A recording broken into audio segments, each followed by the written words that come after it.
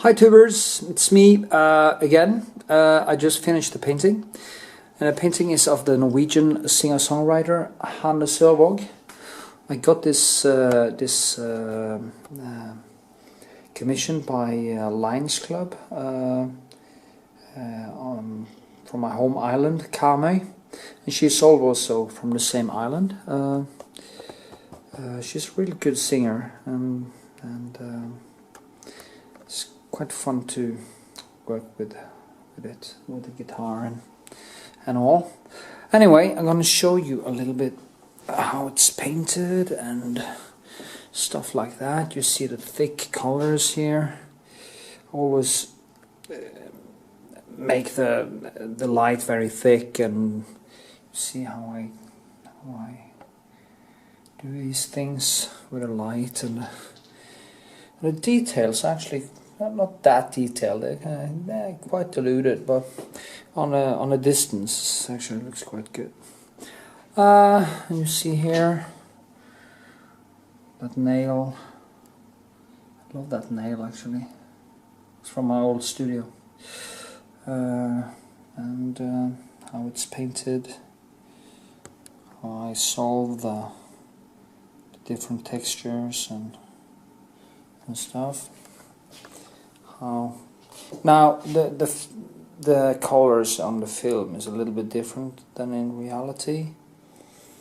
What I really like this is so vivid, and I was fighting so hard to keep the vividness and the power and light and all that, and still kind of keep it as a whole painting, not that something falls out of it, or you know. It's very sculptural. I kind of sculpt the light. You see the framing. I always use nice framing. I love that. There's like a window you look into, and yeah. See, it was quite difficult working with these different colors. You see, it's when you now it's very vivid on the shadows have more in them than you see here, but you see the point with the thick colors, thick layers. Yeah, I just keep on pushing it and pushing it and pushing it, to a point where it even becomes kind of uncomfortable for me, because I get uncertain, is this good or bad, or it's very revealing in a way. Yeah, and I guess that is what I have to say about this. It was a tough process. It's always nice to finish a painting, because you feel that the whole studio becomes lighter and you can actually finally focus on something else. And it's a very good feeling. It's like a release. Maybe that's the chase, this release, this thing about creating something and just let it go and then start on the next one. Thanks for watching, and remember to subscribe. I play in the background of this video. I play a lot of videos or lectures and talks from TED, the science site. I love that site because I can learn things while I'm painting every day. I can take an enormous amount of information. I love science and I love information. So you can listen to that while I'm painting, or you can follow the links to the different talks. I will at least write in the text what kind of talks I've been listening to, so you can go and watch them yourself. It's nice to see it when you actually take it in. So yeah, remember to subscribe and share it on social media. And if you you want to. You can also donate if you find it helpful. My videos helpful. Yeah, that is basically what I have to say. So now it's on to the next painting. Thank you. Hi tipsters. New studio, new possibilities. I'm gonna start on a new painting today. Tonight. It's actually 5 in the morning. And I'm gonna paint this portrait of the Norwegian singer-songwriter Hanne Sørvaag. It's a commissioned work. I took this photo a while ago with my Pentax camera, 7.6 tungsten, and I think it's a nice photo, and it's gonna turn it into a nice, hopefully nice painting. I'm gonna play some in the background, play some lectures from TED, the site for science and philosophy and stuff, and it's gonna be more about the human brain, how it works, addictions, how we function and stuff. So listen to that in the background. I love listening to this and to things like this when I'm painting. I'm learning why I do what I love, and it's a good thing. I would recommend other people to do it too. Sometimes music is often better because it's maybe a little bit easier to concentrate. But if a lecture is very interesting, it is like music to me. So, okay. Then I will start. Okay.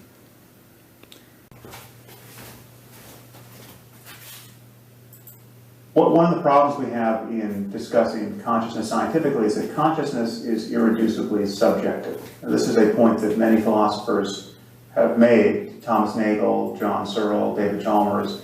While I don't agree with everything they've said about consciousness, I agree with them on this point, that consciousness is what it's like to be you. If there's an experiential, internal, qualitative dimension to any physical system, then that is consciousness. And you can't reduce the experiential side to talk of information processing and neurotransmitters and states of the brain in our case, because and people want to do this. Someone like Francis Crick said famously, "You're nothing but a pack of neurons."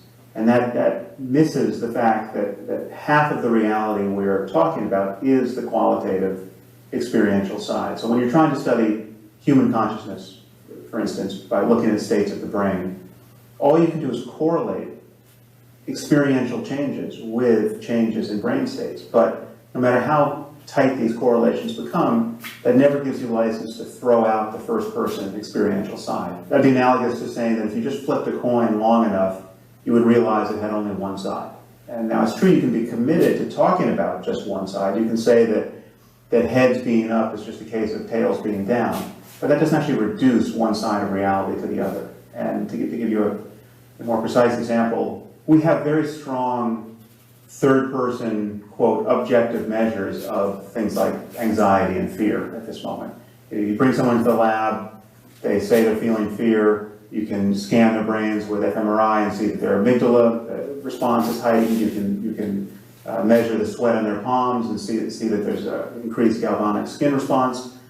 You can check their blood cortisol and see that it's spiking. So then these now are considered objective third-person measures of fear. But if half the people came into the lab tomorrow and said they were feeling fear and showed none of these signs, and they said they were completely calm when their cortisol spiked and when their palms started to sweat, these objective measures would no longer be reliable measures of fear. So the cash value of a change in physiology is still a change in the first-person conscious side of things, and we're inevitably going to rely on people's subjective reports to understand whether our correlations are accurate. So the hope that we're going to talk about consciousness shorn of any kind of qualitative, internal, experiential language I think is a false one. So we have to understand both sides of it, subjective, classically subjective and objective. I'm not arguing that consciousness is a reality beyond science or beyond the brain, or that it floats free of the brain and death. I'm not making any spooky claims about its metaphysics. What I am saying, however, is that the self is an illusion, the sense of being an ego, an I, a thinker of thoughts in addition to the thoughts, an experiencer in addition to the experience, that the sense that we all have of riding around inside our heads as a kind of a passenger in the vehicle of the body. That's where most people start when they think about any of these questions. I mean, most people don't feel identical to their bodies. They feel like they have bodies. They feel like they're inside the body, and most people feel like they're inside their heads. Now that sense of being a subject, a locus of consciousness inside the head, is an illusion. It makes no neuroanatomical sense. There's no place in the brain for your ego to be hiding. We know that everything you experience, your conscious emotions and thoughts and moods and the impulses that initiate behavior, all of these things are delivered by myriad different processes in the brain that are spread out over the whole of the brain, that they can be independently erupted. We have a changing system. We are a process. And there's not one unitary self that's carried through from one moment to the next, unchanging. And yet we feel that we have this self that's just this center of experience. Now it's possible, I claim, and people have claimed for thousands of years, to lose this feeling, to actually have the center drop out of experience, so that you just, rather than feeling like you're on this side of things, looking in, as though you're almost looking over your own shoulder, appropriating experience in each moment, you can just be identical to this sphere of experience that is all of the color and light and feeling and energy of consciousness, but there's no sense of center there. So this is classically described as self-transcendence or ego transcendence in spiritual, mystical, New Age, religious literature. It is, in large measure, the baby in the bathwater that religious people are afraid to throw out. It's if you want to take seriously the project of being like Jesus or Buddha or some, whatever your favorite contemplative is, self-transcendence really is at the core of the phenomenology that is described there. And what I'm saying is that it's a real experience. It's clearly an experience that people can have. And while it tells you nothing about the cosmos, it tells you nothing about what happened before the Big Bang, it tells you nothing about the divine origin of certain books, it doesn't make religious dogmas any more plausible, it does tell you something about the nature of human consciousness. It tells you something about the possibilities of experience, but then again, any experience does. You can.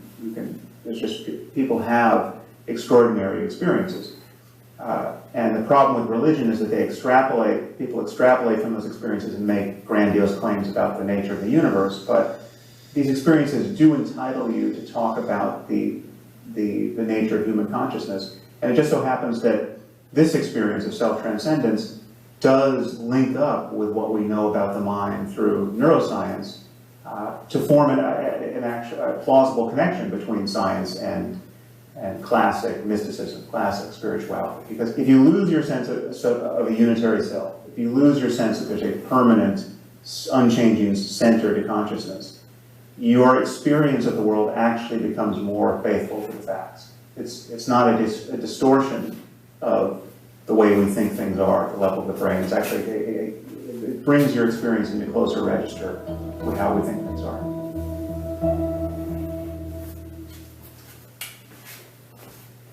Grete Kalfold.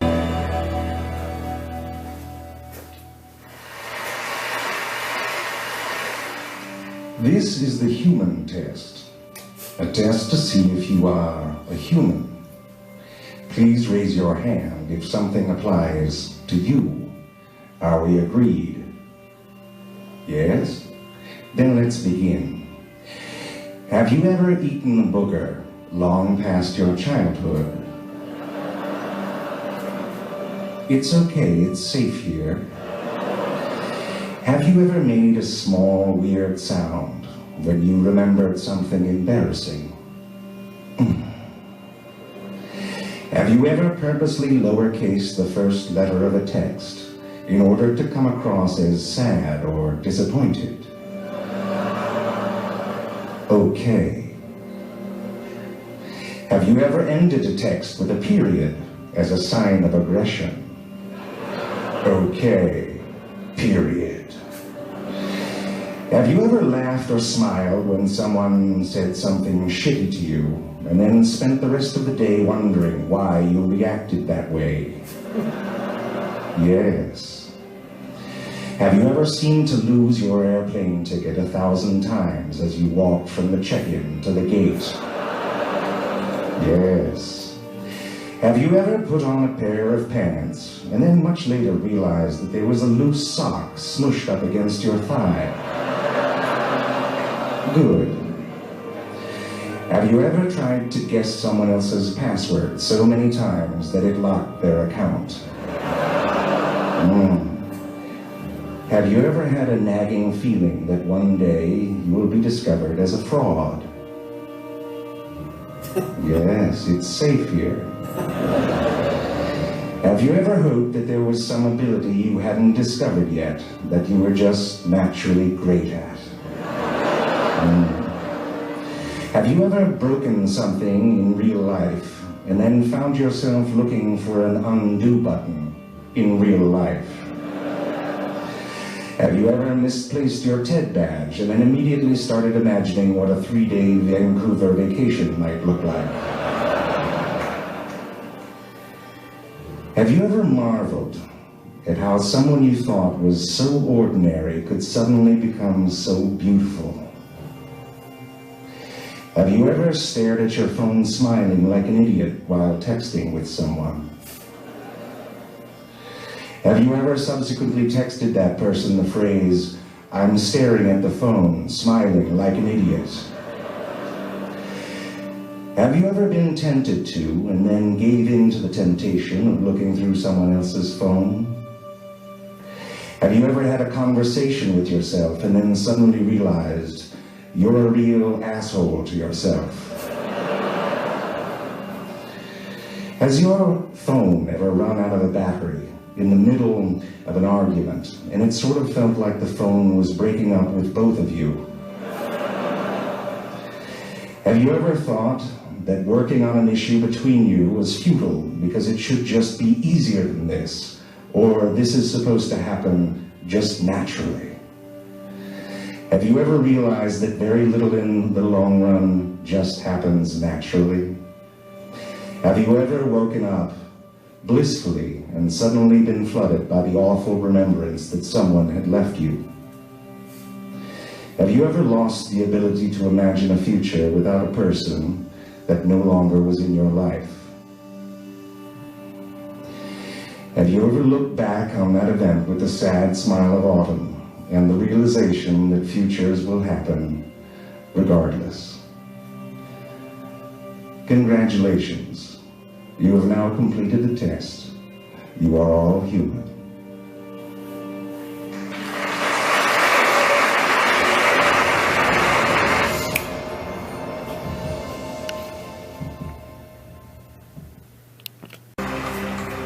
In this talk, I'm going to give you the single most important lesson my colleagues and I have learned from looking at 83,000 brain scans. But first, let me put the lesson into context. I am in the middle of 7 children. Growing up, my father called me a maverick, which to him was not a good thing. In 1972, the Army called my number, and I was trained as an infantry medic, where my love of medicine was born. But since I truly hated the idea of being shot at, or sleeping in the mud, I got myself retrained as an X-ray technician and developed a passion for medical imaging. As our professors used to say, how do you know unless you look? In 1979, when I was a second-year medical student, someone in my family became seriously suicidal, and I took her to see a wonderful psychiatrist. Over time, I realized that if he helped her, which he did, it would not only save her life, but it would also help her children and even her future grandchildren. as they would be shaped by someone who is happier and more stable. I fell in love with psychiatry because I realized it had the potential to change generations of people. In 1991, I went to my first lecture on brain SPECT imaging. SPECT is a nuclear medicine study that looks at blood flow and activity. It looks at how your brain works. SPECT was presented as a tool to help psychiatrists get more information to help their patients.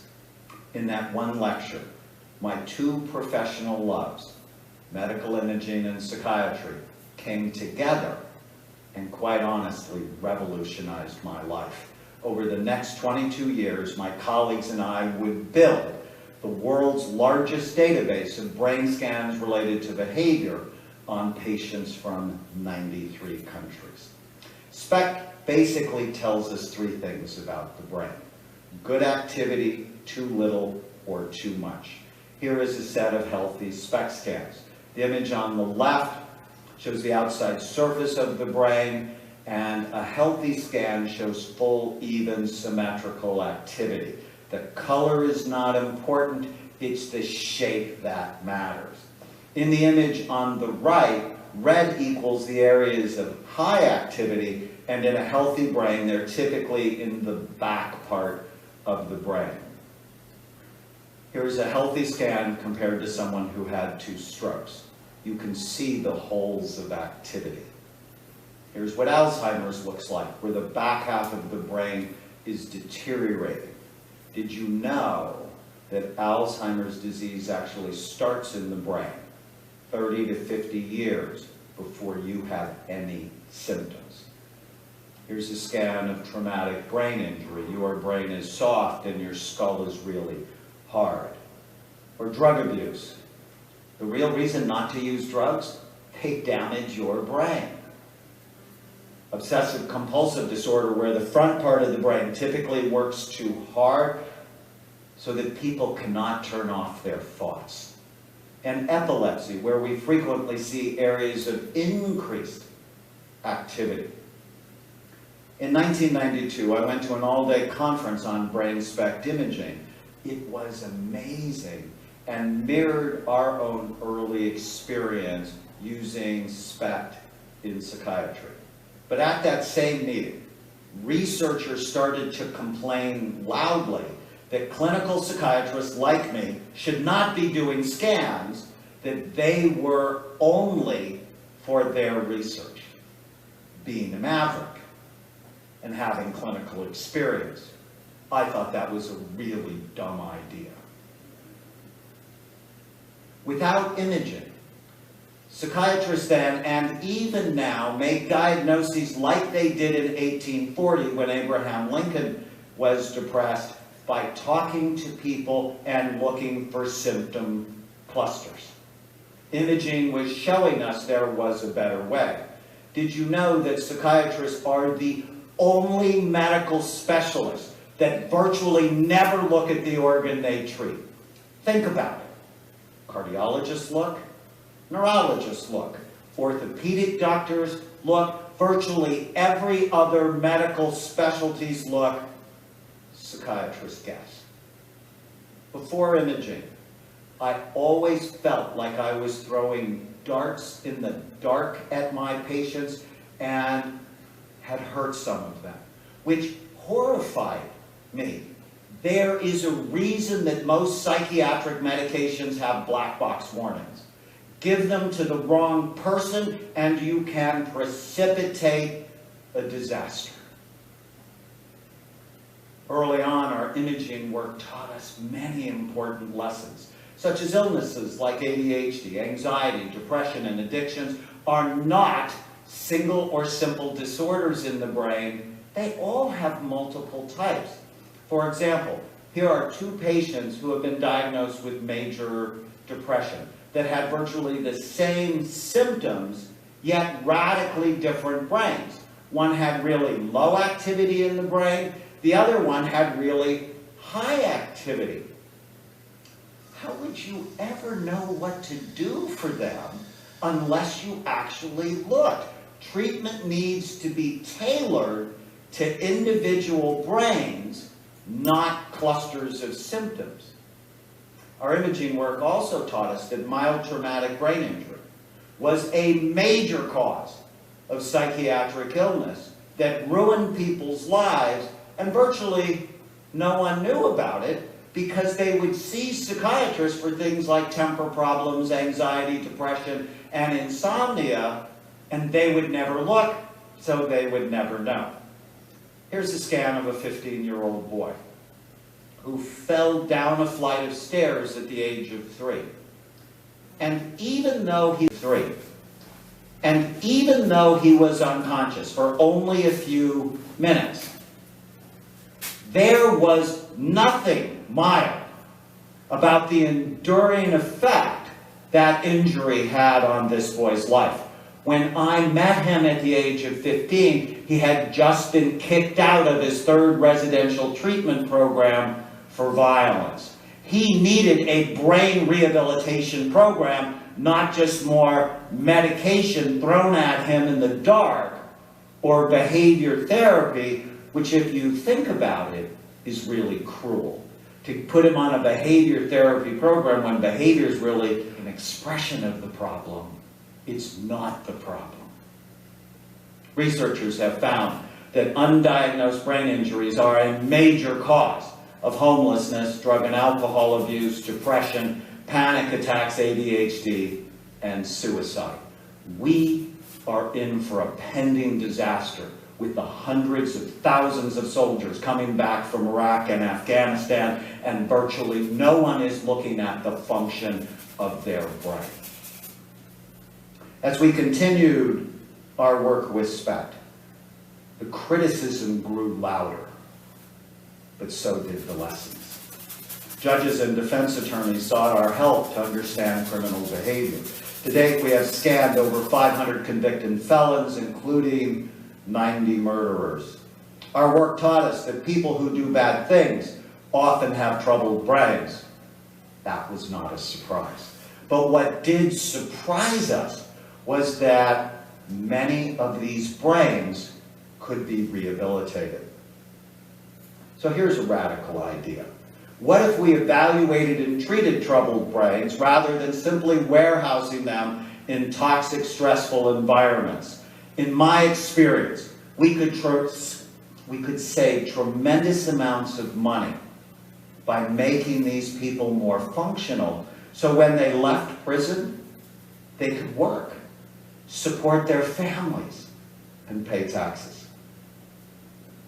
Dostoevsky once said, "A society should be judged not by how well it treats its outstanding citizens, but by how it treats its criminals." Instead of just crime and punishment, we should be thinking about crime, evaluation, and treatment.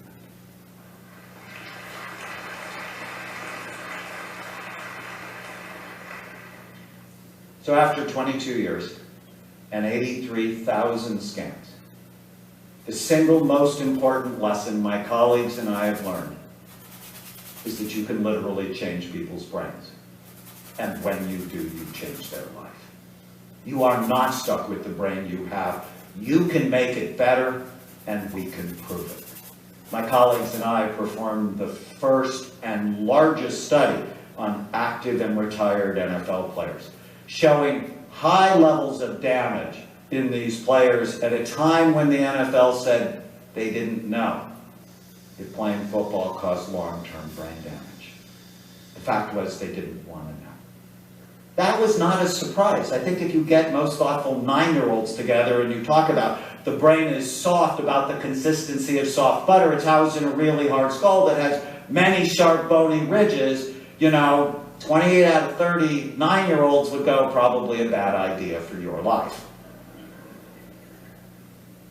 But what really got us excited was the second part of the study, where we put players on a brain smart program and demonstrated that 80% of them could improve in the areas of blood flow, memory, and mood, that you are not stuck with the brain you have, you can make it better on a Brain Smart program.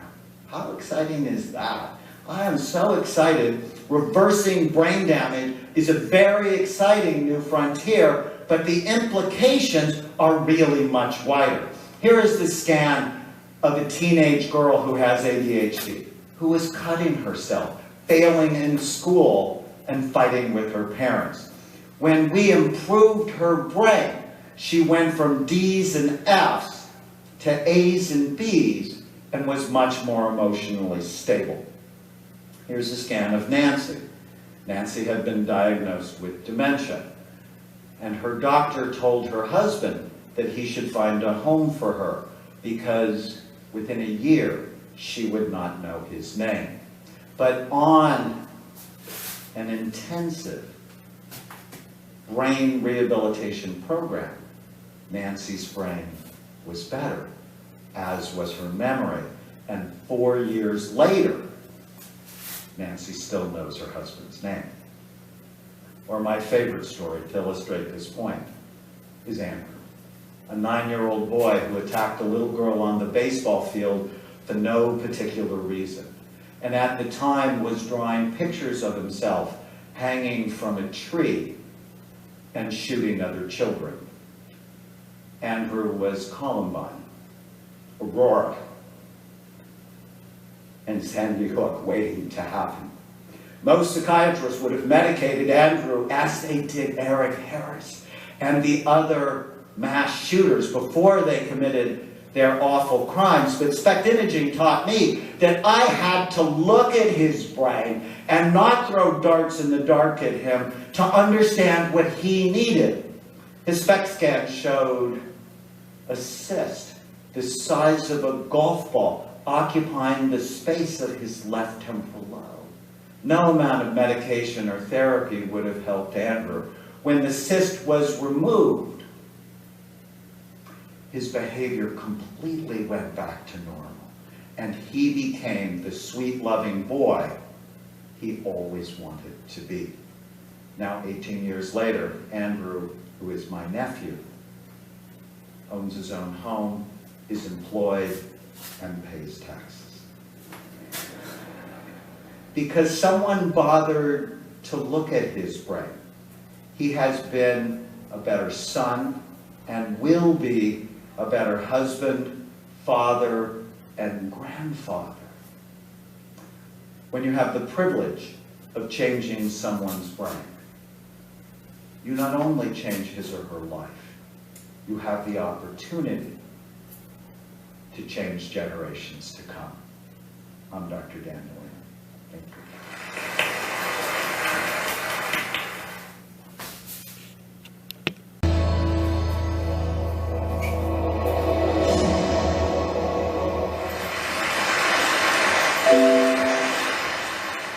I'm going to speak today about the relationship between science and human values. Now, it's generally understood that questions of morality, questions of good and evil and right and wrong, are questions about which science officially has no opinion. It's thought that science can help us get what we value, but it can never tell us what we ought to value. And consequently, most people, I think most people probably here, think that science will never answer the most important questions in human life. Questions like, what is worth living for? What is worth dying for? What constitutes a good life? So I'm going to argue that this is an illusion, that the separation between science and human values is an illusion, and actually quite a dangerous one at this point in human history. Now, it's often said that science cannot give us a foundation for morality and human values because science deals with facts, and facts and values seem to belong to different spheres. Okay, it's often thought that there's no description of the way the world is that can tell us how the world ought to be. But I think this is quite clearly untrue. But values are a certain kind of fact. They are facts about the well-being of conscious creatures. Why is it that we don't have ethical obligations toward rocks? Why don't we feel compassion for rocks? It's because we don't think rocks can suffer. And if we're more concerned about our fellow primates than we are about insects, as indeed we are, it's because we think they're exposed to a greater range of potential happiness and suffering. Now, the crucial thing to notice here is that this is a factual claim. This is something we could be right or wrong about. If we've misconstrued the relationship between biological complexity and the possibilities of experience, well then we could be wrong about the inner lives of insects. Okay, and there's no notion, no version of human morality and human values that I've ever come across that is not at some point reducible to a concern about conscious experience and its possible changes. I mean, even if you get your values from religion, even if you think that good and evil ultimately relate to conditions after death, either to an eternity of happiness with God or an eternity of suffering in hell, you are still concerned about consciousness and its changes. And to say that such changes can persist after death is itself a factual claim, which, of course, may or may not be true. Now, to speak about the conditions of well-being in this life for human beings, we know that there's a continuum of such facts. We know that it's possible to live in a failed state, where everything that can go wrong does go wrong, where mothers cannot feed their children, where strangers cannot find the basis for peaceful collaboration, where people are murdered indiscriminately. And we know that it's possible to move along this continuum towards something quite a bit more idyllic, to a place where a conference like this is even conceivable. And we know that there are right and wrong answers to how to move in this space. And would adding cholera to the water be a good idea? Well, probably not. Would it be a good idea for everyone to believe in the evil eye so that when bad things happen to them, they immediately blame their neighbors? Probably not. There are truths to be known about how human communities flourish, whether or not we understand these truths. And morality relates to these truths. So in talking about values, we are talking about values. Now, of course, our situation in the world can be understood at many levels. There's from the level of the genome on up to the level of economic systems and political arrangements. But if we're going to talk about human well-being, we are of necessity talking about the human brain, because we know that our experience of the world and of ourselves within it is realized in the brain. Whatever happens after death. Even if the suicide bomber does get 72 virgins in the afterlife, in this life, his personality, his rather unfortunate personality, is the product of his brain. Okay, and and the contributions of culture, if culture changes us, as indeed it does, it changes us by changing our brains. And so therefore, whatever cultural variation there is in how human beings flourish can, at least in principle, be understood in the context of a maturing science of the mind, neuroscience, psychology, etc.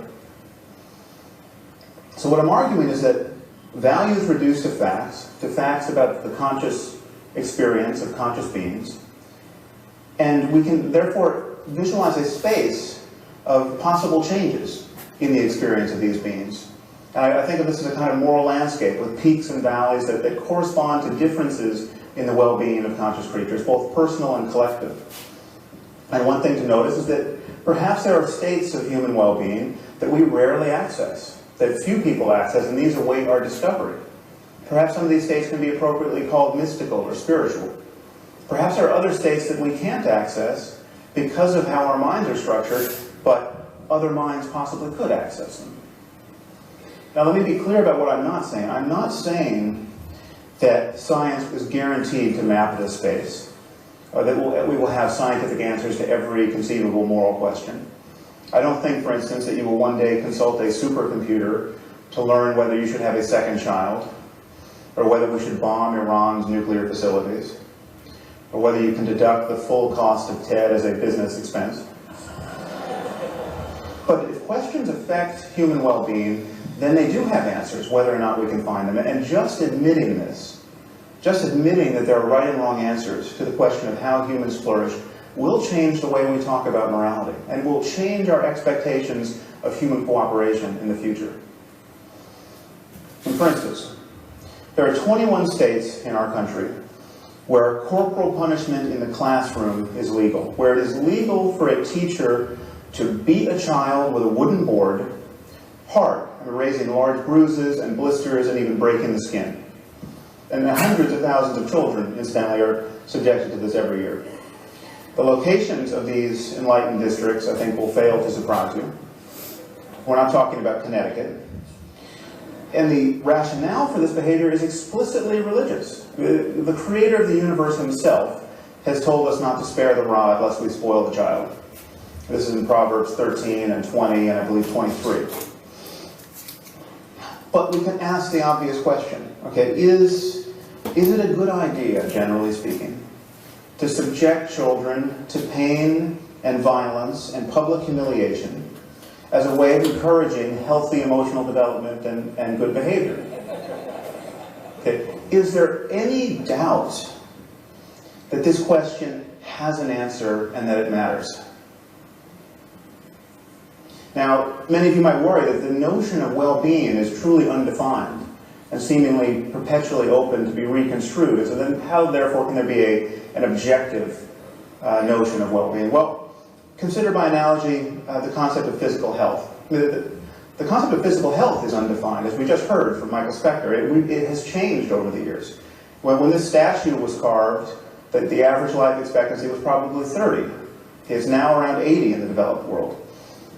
There may come a time when we meddle with our genomes in such a way that not being able to run a marathon at age 200 will be considered a profound disability. You know, people send you donations when you're in that condition.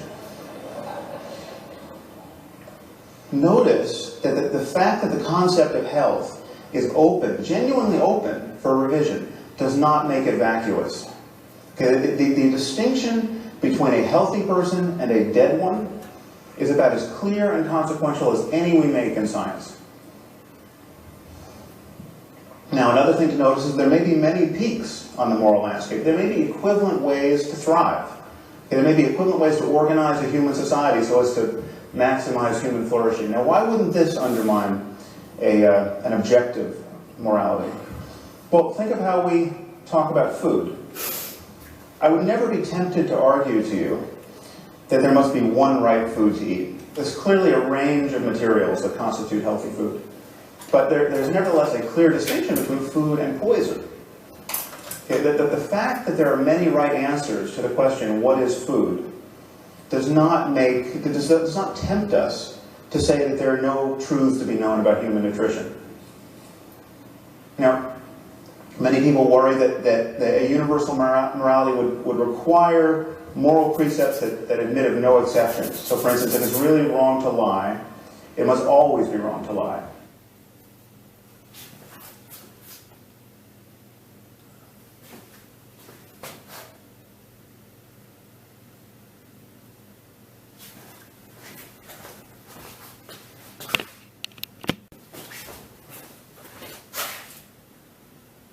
So, for instance, if it's really wrong to lie, it must always be wrong to lie. And if you can find an exception, well, then there's no such thing as moral truth. Now, why would we think this? Consider, by analogy, the game of chess. Now, if you're going to play good chess, a principle like don't lose your queen is very good to follow. Okay, but it clearly admits of exceptions. I mean, there are moments where losing your queen is a brilliant thing to do. There are moments where it's the only good thing you can do. And yet, chess is a domain of perfect objectivity. The fact that there are exceptions here does not change that at all. Now, this brings us to the sorts of moves that people are apt to make in the moral sphere. Okay? Consider the great problem of women's bodies. What to do about them? Well, this is one thing you can do about them. You can cover them up. Now, it is the position, generally speaking, of our intellectual community that, well, we might not like this. We might think of this as wrong in Boston or Palo Alto. Who are we to say that the proud denizens of an ancient culture are wrong to force their wives and daughters to live in cloth bags? And who are we to say even that they're wrong to beat them with lengths of steel cable or throw battery acid in their faces if they decline the privilege of being smothered in this way? Okay, well, who are we not to say this? Who are we to pretend that we know so little about human well-being that we have to be non-judgmental about a practice like this? Now, I'm not talking about voluntary wearing of a veil. Women should be able to wear whatever they want, as far as I'm concerned. But what does voluntary mean in a community where when a girl gets raped, her father's first impulse, rather often, is to murder her out of shame. But just let that fact detonate in your brain for a minute. Your daughter gets raped, and what you want to do is kill her.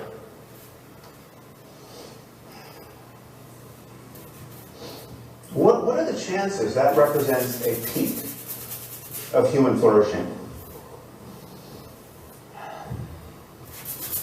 Now, to say this is not to say that we have got the perfect solution in our own society. I mean, for instance, this is what it's like to go to a newsstand almost anywhere in the civilized world. Now, granted, for many men, it may require a degree in philosophy to see something wrong with these images. But if we are in a reflective mood, we can ask, is this the perfect expression of psychological balance with respect to variables like youth and beauty and women's bodies? I mean, is this the optimal environment in which to raise our children? Probably not. Okay, so perhaps there's some place on the spectrum between these two extremes that represents a place of better balance. Okay?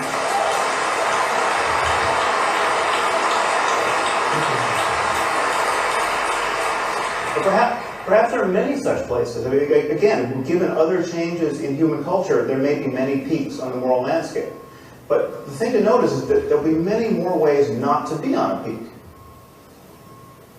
Now, the irony, from my perspective, is that the only people who seem to generally agree with me and who think that there are right and wrong answers to moral questions are religious demagogues of one form or another.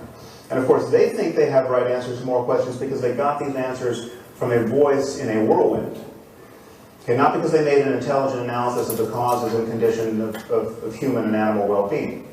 In fact, the endurance of religion as a lens through which most people view moral questions has separated most moral talk from real questions of human and animal suffering. I mean, this is why we spend our time talking about things like gay marriage and not about genocide or nuclear proliferation or poverty or any other hugely consequential issue. But the demagogues are right about one thing. We need a universal conception of human values. Now, what stands in the way of this? Well, one thing to notice is that we do something different when talking about morality, especially secular, academic, scientist types. When talking about morality, we value differences of opinion in a way that we don't in any other area of our lives. So, for instance, the Dalai Lama gets up every morning meditating on compassion, and he thinks that helping other human beings is an integral component of human happiness. Yeah. On the other hand, we have someone like Ted Bundy. Ted Bundy was very fond of abducting and raping and torturing and killing young women. Okay, so we appear to have a genuine difference of opinion about how to profitably use one's time. Most Western intellectuals look at this situation and say, well, there's nothing for the Dalai Lama to be really right about, or for Ted Bundy to be really wrong about, that admits of a real argument that potentially falls within the purview of science. He likes chocolate, he likes vanilla. There's nothing that one should be able to say to the other that should persuade the other. Now notice that we don't do this in science. On the left you have Edward Witten. He's a string theorist. If you ask the smartest physicists around, who's the smartest physicist around, in my experience, half of them will say Ed Witten. The other half will tell you they don't like the question. So, what would happen if I showed up at a physics conference and said string theory is bogus? You know, this doesn't resonate with me, it's not how I choose to view the universe at the smallest scale, I'm not a fan. Okay, well, nothing would happen because I'm not a physicist. I don't understand string theory. I'm the Ted Bundy of string theory. Okay? I wouldn't want to belong to any string theory club that would have me as a member. Okay? But this is just the point. Okay? Whenever we are talking about facts, certain opinions must be excluded. That is what it is to have a domain of expertise. That is what it is for knowledge to count. How have we convinced ourselves that in the moral sphere there is no such thing as moral expertise, or moral talent, or moral genius even? how have we convinced ourselves that every opinion has to count? How have we convinced ourselves that every culture has a point of view on these subjects worth considering? Does the Taliban have a point of view on physics that is worth considering? No. Okay. How is their ignorance? How is their ignorance any less obvious on the subject of human well-being?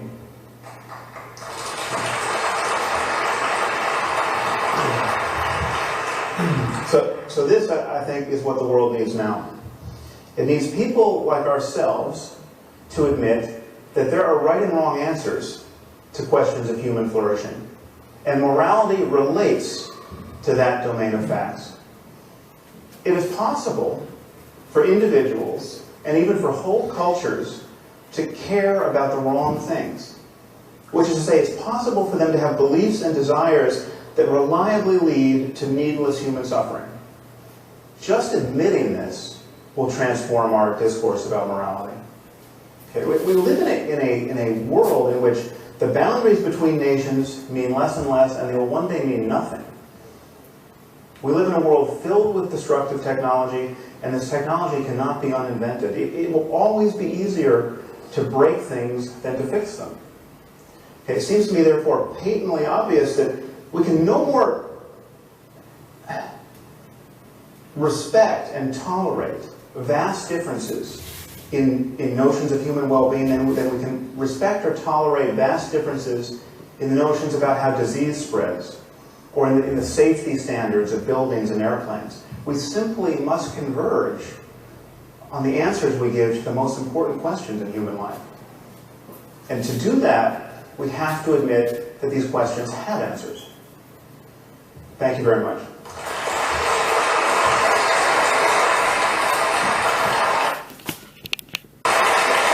Thank you.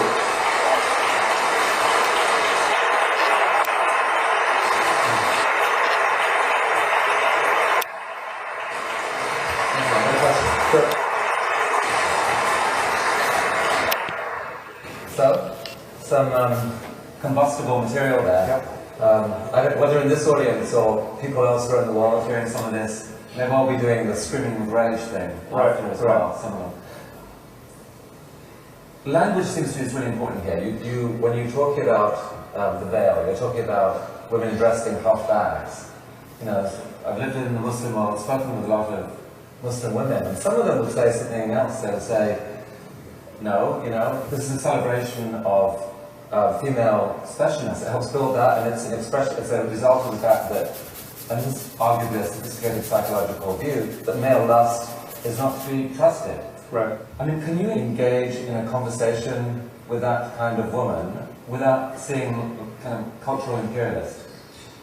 Yeah, well, I think this is, I tried to broach this in a sentence watching the clock ticking, but the question is, what is voluntary in a context where men have certain expectations and certain, and you're guaranteed to be treated in a certain way if you don't veil yourself. And so if anyone in this room wanted to wear a veil or a very funny hat or tattoo their faces, or I think we should be free to voluntarily do whatever we want, but we have to be honest about the constraints that these women are placed under. And so I think we shouldn't be so eager to always take their word for it, especially when it's 120 degrees out and you're wearing a full burqa. A lot of people, want to believe in this concept of moral progress, but can you reconcile that? I think I understood you say that you could reconcile that with a world that doesn't become one-dimensional, where we all have to think the same. Paint your picture of what, rolling the clock 50 years forward, 100 years forward, how you would like to think of the world, balancing moral progress with richness. Well, I think once you admit that we are on path toward understanding our minds at the level of the brain in some important detail, then you have to admit that we are going to understand all the positive and negative qualities of ourselves in much greater detail. So we're going to understand positive social emotion, like empathy and compassion. And we're going to understand the factors that encourage it, whether they're genetic, whether they're how people talk to one another, whether they're economic system. And insofar as we begin to shine light on that, we're inevitably going to converge on that fact space. I mean, so everything is not going to be up for grabs. It's not going to be like, you know, veiling my daughter from birth is just as good as teaching her to be confident and well-educated in the context of men who do desire women. You know, so I don't think we need an NSF grant to know that veiling, compulsory veiling, is a bad idea. But at a certain point, we're going to be able to scan the brains of everyone involved and actually interrogate them. You know, I mean, do people love their daughters just as much in these systems? And I think they're clearly right answers to that. And if the results come out that actually they do, are you prepared to shift your instinctive current judgment on some of these issues? Well, yeah, modulo one obvious fact that you can love someone in the context of a truly delusional belief system, so that you can say, like, because I knew my gay son was going to go to hell if he found a boyfriend, I chopped his head off, and that was the most compassionate thing I could do. If you get all those parts aligned, yes, I think you could probably be feeling the emotion of love. But again, then we have to talk about well-being in a larger context. You know, and it's all of us in this together. It's not one man feeling ecstasy and then blowing himself up on a bus. Sam, this is a conversation I would actually love to continue for hours. We don't have that, but Yeah. maybe another time. Thank you for coming today. Really not. Thank you.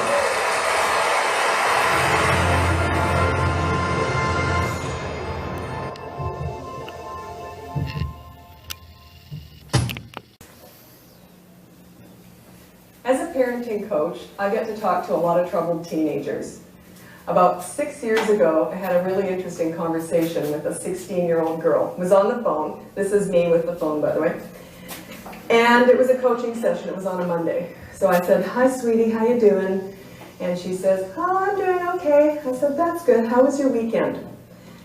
She said, "It was okay. I partied and the usual, drank a bit, and I met a new guy." "Oh, what's he like?" "He's okay. I didn't really like him that much, so I wouldn't let him kiss me." "Good for you. I'm really proud of you." "So I just gave him a blowjob instead." True story. True story. I always say that I can never be shocked because I always say I've heard everything. That was the first time I'd ever heard anything quite like that. And I was really glad it wasn't Skype and she didn't see my reaction, because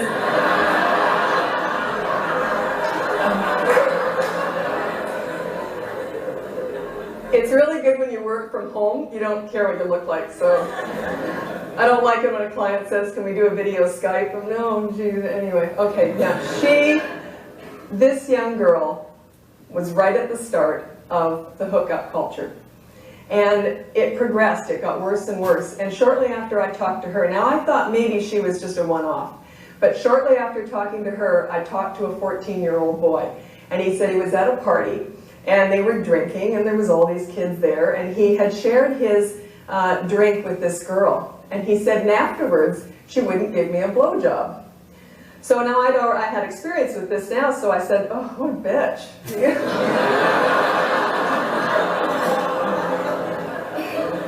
I admit, okay, that's not what I said, but... And then I thought, how did we get here? Like, what is going on? Am I that old that everyone else knows what's going on and it's just me? But no, of course not. So I thought, let's go back in time to when I was a little girl. This is not me. And I figured she probably wasn't getting much action even back then. That was the style. Back in the 60s, it was all about parenting, and this is where the changes really started to happen. The 60s, mums generally didn't work. That was the norm. All mums were home, and every house had a mum in it. She had an apron, she was baking, she was gardening, all that stereo. She always had curlers in her hair, too. Does anyone else remember that? They never seemed to go anywhere, but they just had curlers in their hair all day long. They'd be gardening with their curlers. But the thing is, us kids were watched. Every parent knew every kid in the neighborhood, and they thought nothing on tattling on us. They'd phone up, "Dorothy, do you know what your little girl's doing?" And we'd get a whack on the butt with a rolling pin. We were looked after. We were watched. And the schools were disciplining us, too. We'd get a ruler on the hand or a belt on the butt. I'm not saying it's good, but it was something. So kids respected adults as a result of this. Let's go to the 70s now. It's interesting, the reason I chose these pictures is we all thought we looked like the one on the left. Reality, we looked like the one on the right. So we tried, we really tried. This was my teenage decade. So the 70s, there was a big shift here now. A lot of moms started going back to work. Now with that, when she did get home after work, she was more tired, right? She'd been at work all day, she didn't have the energy for the kids. The term latchkey kids started coming in. So kids were coming home with a key, they were letting themselves in, eating Twinkies, sitting on the couch, watching I Dream of Jeannie or whatever, Brady Bunch probably. So kids were on their own more. As a result of this, they started losing respect for adults because they were alone more. And they started looking to their peers a little bit more for guidance, which we all know how that goes. Also, schools were losing a lot of their power. They could no longer discipline children. But it just got worse.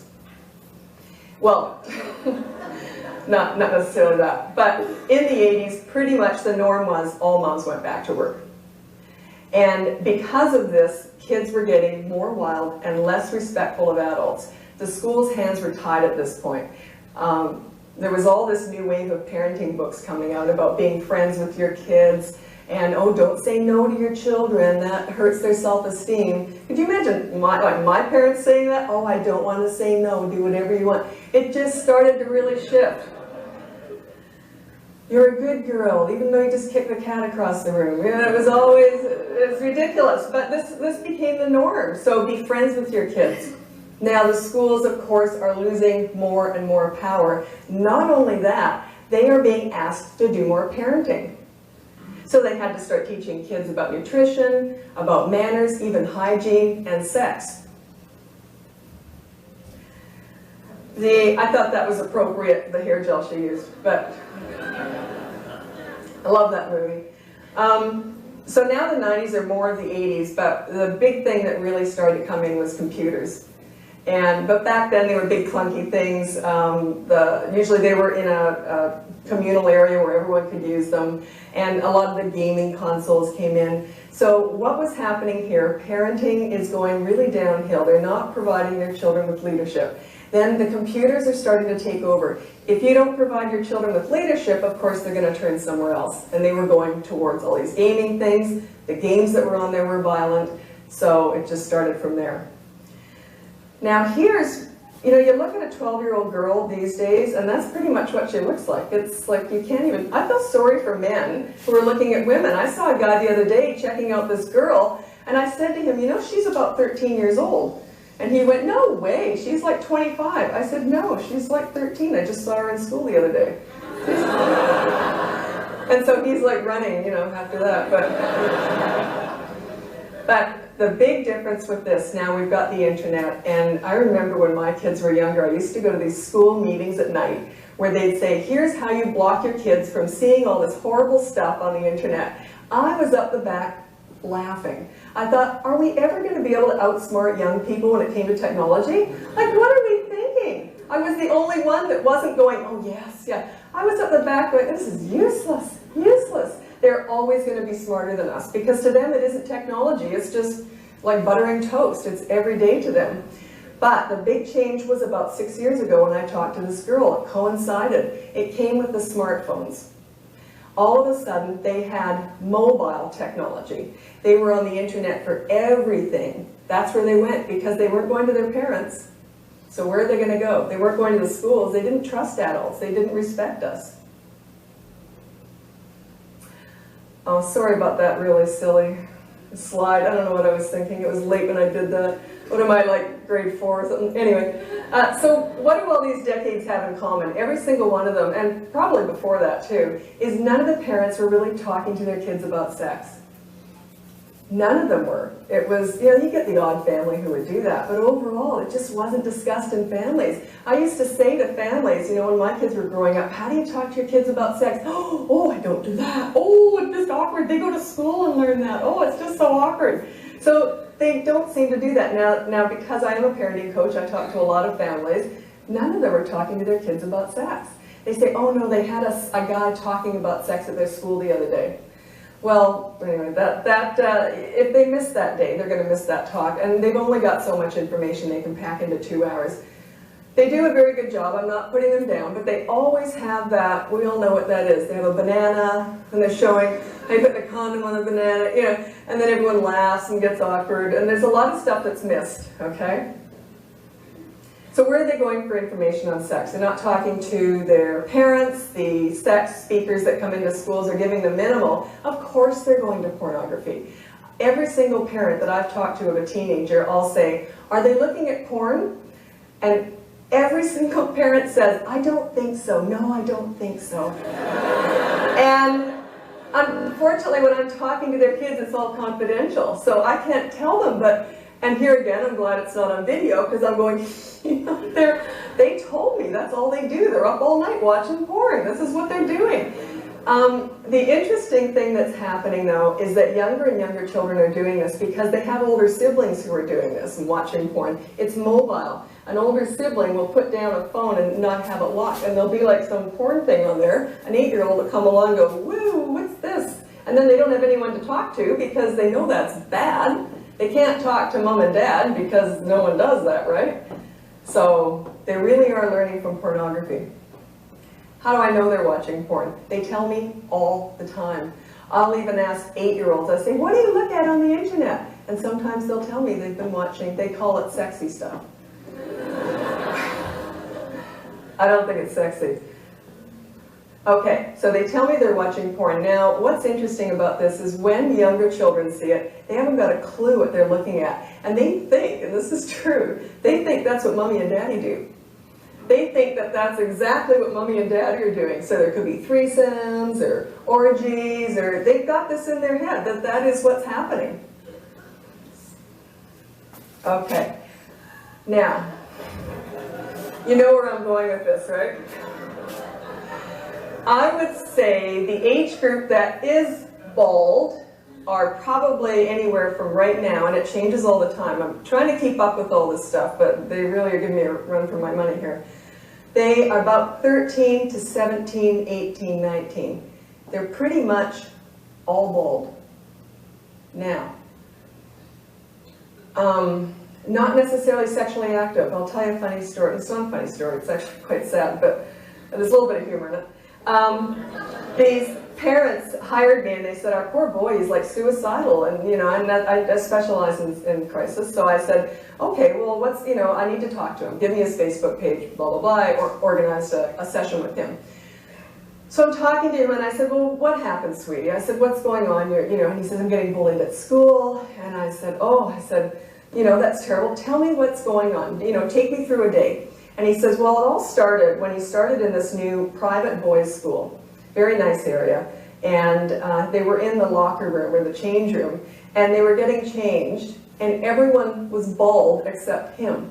All the boys were bald. And they pointed at him and laughed, and the poor kid was labeled as hairy something. I can't remember what the second thing was. But this poor kid was ostracized and bullied because he wasn't shaving. Which, did we know this? You know, I had no idea this stuff was going on. So that is a direct result of pornography. Where else did they get that idea from?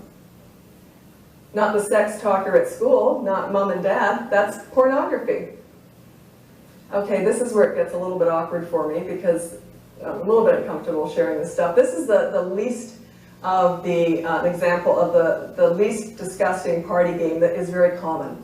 And it's called rainbow parties. I'm sure you've maybe heard of this. I looked it up in Wikipedia the other day and it said it's an urban legend. It's not. Kids are doing this. What the girls do, they'll go to a party, there's of course lots of drugs and alcohol involved. They'll either do their lips that way or they will layer them in different colors. Then they drag their mouths down the guy's penis, leaving a rainbow behind. If they don't do that, then they have to drink 2 or 3 shots. It's like a drinking game. Lots of fun, eh? Crazy, crazy. And that's one of the not so bad ones. I couldn't even repeat some of the other ones. Too embarrassing. Okay, so how do we redefine the norm and change the way future generations view sex? Now, I want to make it clear, not all kids are doing this, okay? But it is a norm, and I think it's only going to get worse. As a matter of fact, I know it is, because over the last 6 years, it's gotten worse and worse with my clients. So all we have to do is talk. We start talking about sex with our kids. Now, a lot of you here are younger, but you are the parents of tomorrow. You have to change what's going on. You have to talk to your kids about sex. It's always awkward. I'll tell you a funny story. Well, one story, then another one. One leads to the other. I had two kids. One, my oldest was 3, my son, and he'd just seen a girl naked for the very first time that day. And I could see it in his face. He was really checking her out, and, you know. So later on, and I knew I had a journal I used to write funny things in, so I knew it was going to come out that night. So he says to me, "Mommy, boys and girls are different, right?" And I'm trying not to go, "Yeah," but I just said, "Yeah." And he said, "Because boys have a bum in the back and a penis in the front." And I said, "Right." And he said, "And girls have a bum in the back and a tiny little bum in the front."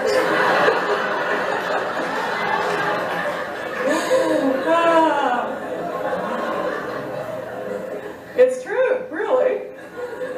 Anyway, I thought I better have a talk with this boy. So I said, "Well, okay, you know, these are your private parts, they're yours, you're not allowed to let anyone else touch them, you know, all the safety stuff." And then I said, "But you can touch your private parts. That's perfectly normal. Everybody does it, but it's private." He said, without skipping a beat, "Do you do it too, Mommy?"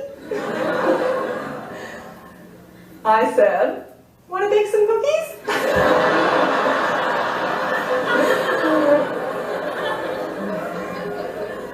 My daughter is actually here today, but 5 years later, she came to me, 3 years old, same conversation, and I said, da-da-da-da-da, it's private, everyone does it. She says, "Do you do it too, Mommy?" Now, I had an 8-year-old by this time. I had progressed, I had grown. So my response to her was, "Want to bake some cookies?" I couldn't deal with it.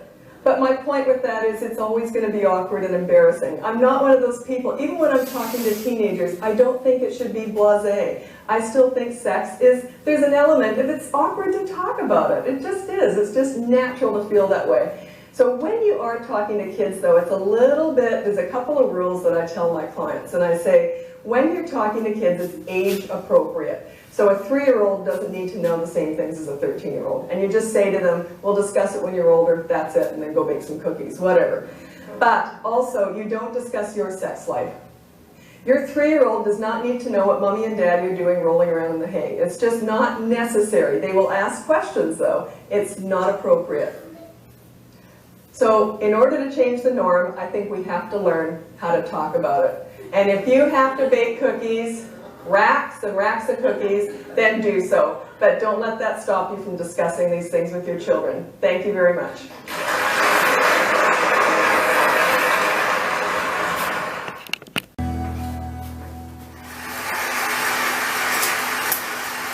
I have a confession to make. But first, I want you to make a little confession to me. In the past year, I want you to just raise your hand if you've experienced relatively little stress. Anyone? How about a moderate amount of stress? Who's experienced a lot of stress? Yeah, me too. But that is not my confession. My confession is this: I'm a health psychologist, and my mission is to help people be happier and healthier. But I fear that something I've been teaching for the last 10 years is doing more harm than good. And it has to do with stress. For years, I've been telling people stress makes you sick. It increases the risk of everything from the common cold to cardiovascular disease. Basically, I've turned stress into the enemy. But I've changed my mind about stress. And today, I want to change yours. Let me start with the study that made me rethink my whole approach to stress. This study tracked 30,000 adults in the United States for 8 years. And they started by asking people, how much stress have you experienced in the last year? They also asked, do you believe that stress is harmful for your health? And then they used public death records to find out who died. Okay. Some bad news first. People who experienced a lot of stress in the previous year had a 43% increased risk of dying. But that was only true for the people who also believed that stress is harmful for your health. People who experienced a lot of stress but did not view stress as harmful were no more likely to die. In fact, they had the lowest risk of dying of anyone in the study, including people who had relatively little stress. Now, the researchers estimated that over the 8 years they were tracking deaths, 182,000 Americans died prematurely, not from stress, but from the belief that stress is bad for you. That is over 20,000 deaths a year. Now, if that estimate is correct, that would make believing stress is bad for you the 15th largest cause of death in the United States last year, killing more people than skin cancer, HIV, AIDS, and homicide. You can see why this study freaked me out. Here I've been spending so much energy telling people stress is bad for your health. So this study got me wondering, can changing how you think about stress make you healthier? And here the science says yes. When you change your mind about stress, you can change your body's response to stress. Now, to explain how this works, I want you all to pretend that you are participants in a study designed to stress you out. It's called the social stress test. You come into the laboratory and you're told you have to give a 5-minute impromptu speech on your personal weaknesses to a panel of expert evaluators sitting right in front of you. And to make sure you feel the pressure, there are bright lights and a camera in your face, kind of like this. And the evaluators have been trained to give you discouraging nonverbal feedback, like this.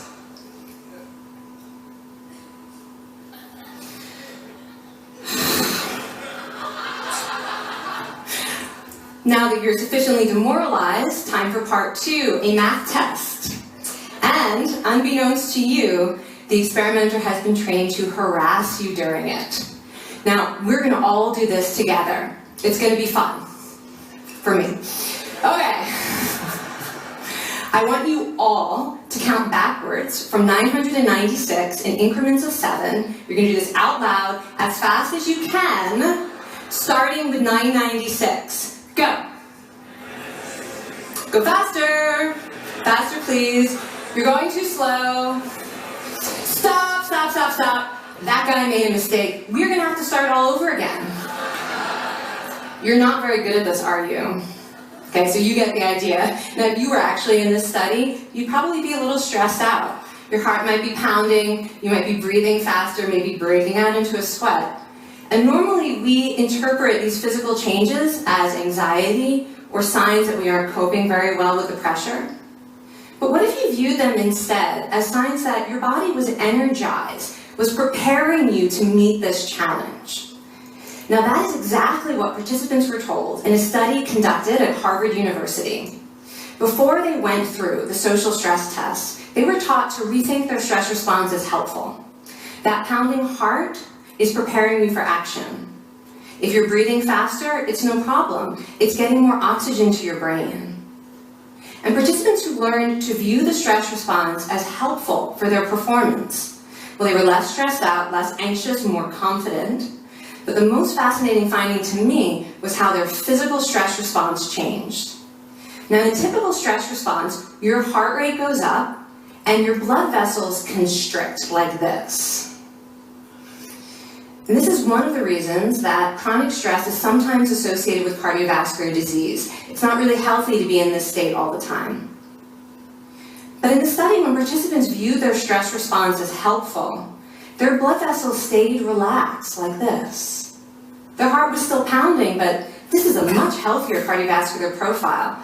It actually looks a lot like what happens in moments of joy and courage. Over a lifetime of stressful experiences, this one biological change could be the difference between a stress-induced heart attack at age 50 and living well into your 90s. And this is really what the new science of stress reveals, that how you think about stress matters. So my goal as a health psychologist has changed. I no longer want to get rid of your stress. I want to make you better at stress. And we just did a little intervention. If you raised your hand and said you'd had a lot of stress in the last year, we could have saved your life.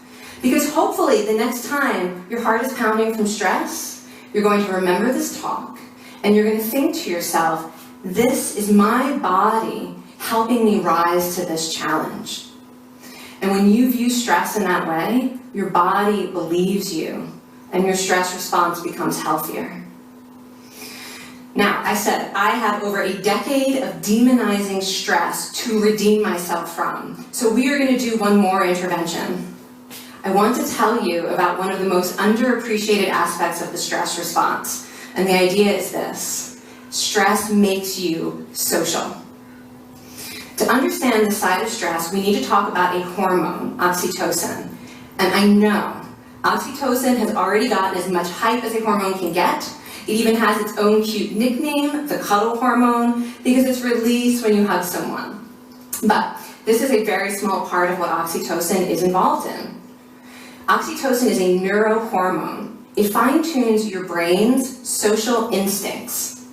It primes you to do things that strengthen close relationships. Oxytocin makes you crave physical contact with your friends and family. It enhances your empathy. It even makes you more willing to help and support the people you care about. Some people have even suggested we should snort oxytocin to become more compassionate and caring. But here's what most people don't understand about oxytocin. It's a stress hormone.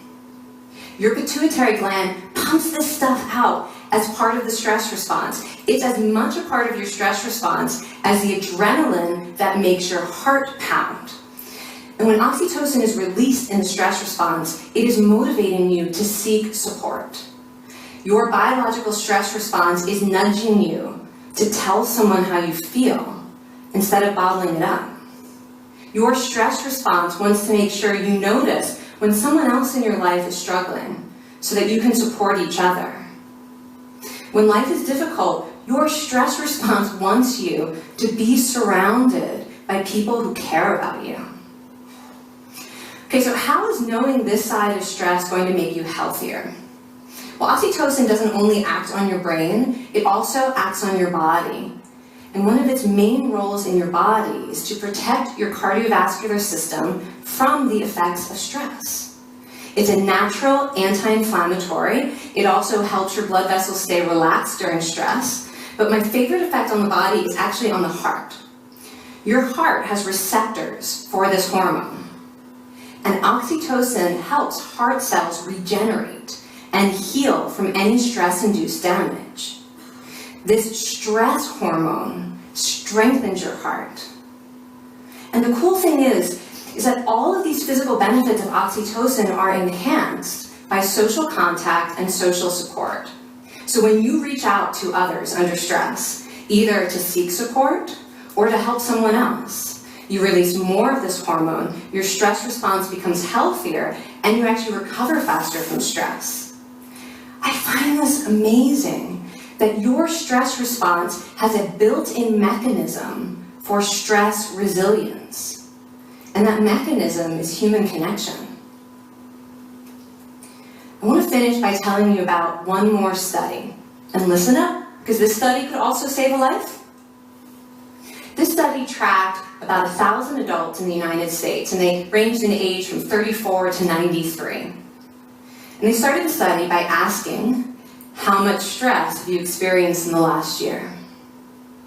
They also asked, how much time have you spent helping out friends, neighbors, people in your community?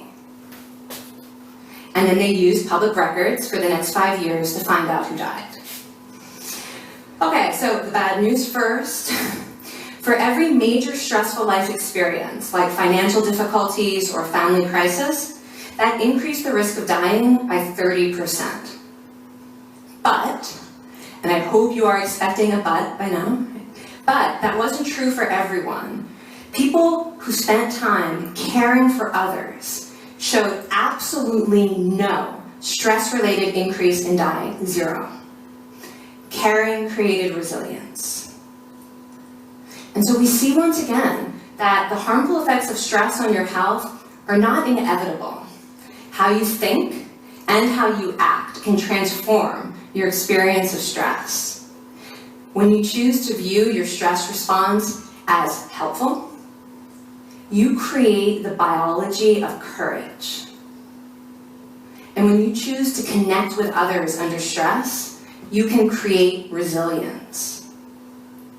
Now, I wouldn't necessarily ask for more stressful experiences in my life, but this science has given me a whole new appreciation for stress. Stress gives us access to our hearts. The compassionate heart that finds joy and meaning in connecting with others. And yes, your pounding physical heart working so hard to give you strength and energy. And when you choose to view stress in this way, you're not just getting better at stress, you're actually making a pretty profound statement.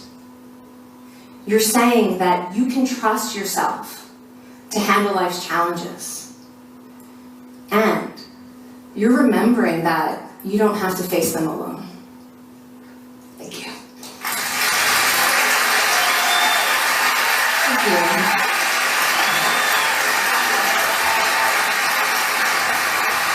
I mean, this is kind of amazing what you're telling us. It seems amazing to me that a belief about stress can make so much difference to someone's life expectancy. How would that extend to advice? Like if someone's making a lifestyle choice between, say, a stressful job and a non-stressful job, does it matter that which way they go? That it's equally wise to go for the stressful job so long as you believe that you can handle it in some sense? Yeah, and one thing we know for certain is that chasing meaning is better for your health than trying to avoid discomfort. And so I would say that's really the best way to make decisions, is go after what it is that creates meaning in your life, and then trust yourself to handle the stress that follows. Thank you so much, Kelly. It's really cool.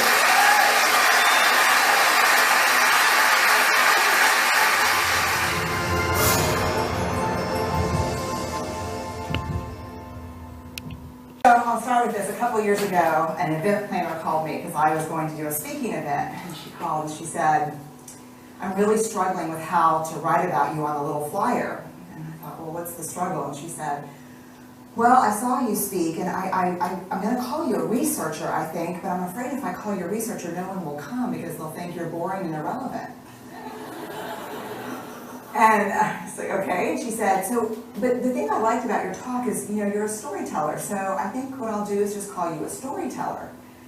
And of course, the academic, insecure part of me was like, you're going to call me a what? And she said, I'm going to call you a storyteller. And I was like, oh, why not Magic Pixie? I was like, let me think about this for a second. And so I tried to call deep on my courage. And I thought, I am a storyteller. I'm a qualitative researcher. I collect stories. That's what I do. And maybe stories are just data with a soul, and maybe I'm just a storyteller. So I said, you know what? Why don't you just say I'm a researcher storyteller? And she went, there's no such thing. So I'm a researcher storyteller. And I'm going to talk to you today. We're talking about expanding perception. And so I want to talk to you and tell some stories about a piece of my research that fundamentally expanded my perception and really actually changed the way that I live and love and work and parent. And this is where my story starts. When I was a young researcher, a doctoral student, my first year I had a research professor who said to us, here's the thing, if you cannot measure it, it does not exist. And I thought he was just sweet-talking me. I was like, really? And he's like, absolutely. So you have to understand that I have a bachelor's in social work, a master's in social work, and I was doing my PhD in social work. So my entire academic career was surrounded by people who kind of believed in the life's messy, love it, and I'm more of the life's messy, clean it up, organize it, and put it into a bento box. And so to think that I had found my way, to found a career that takes me, really one of the big sayings in social work is lean into the discomfort of the work. And I'm like, knock discomfort upside the head and move it over and get all A's. That was my mantra. So I was very excited about this. And so I thought, you know what? This is the career for me, because I am interested in some messy topics, but I want to be able to make them not messy.